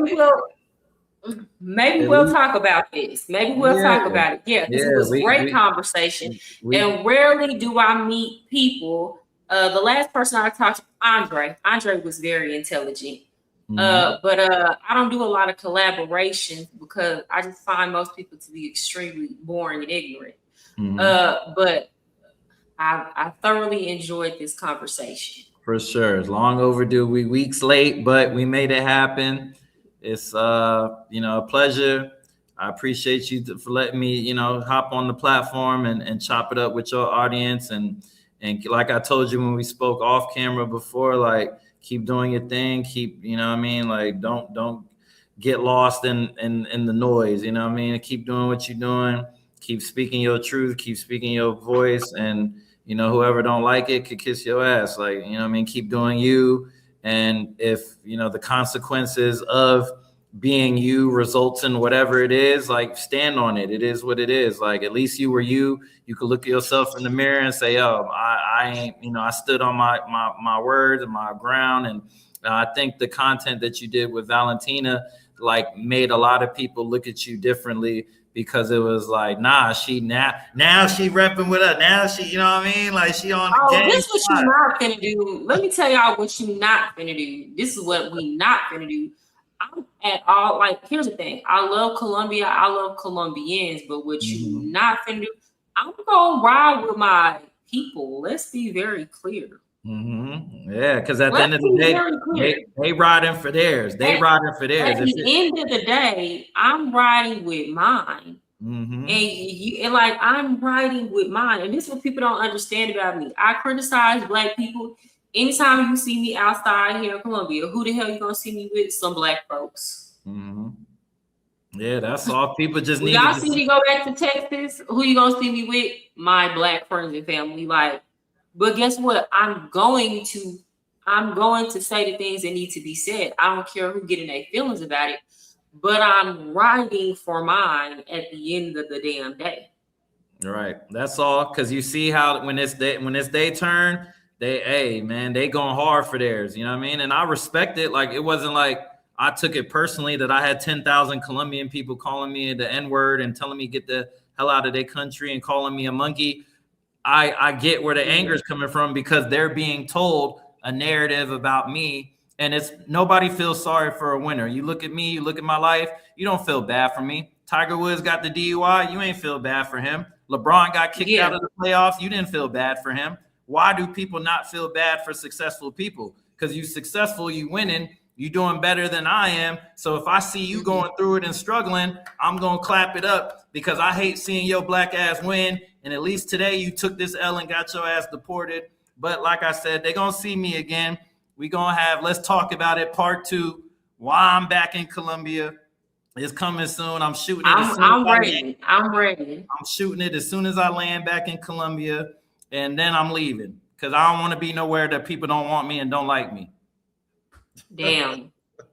Yeah, I know that's right. I'm just coming back to prove a point, talk my shit, and then I'm taking the next flight out. I'm cool. Y'all got it. I know that's right. Yeah, own it bigger and better. No, I heard that. Well, Capo, I enjoyed having you. We're definitely gonna do this again. I'm gonna end this live so we all can go to sleep. I gotta get up at 4 in the morning. It's been real. Y'all hit the like button on the way out. Subscribe if you haven't already, and we will see y'all next time. Peace.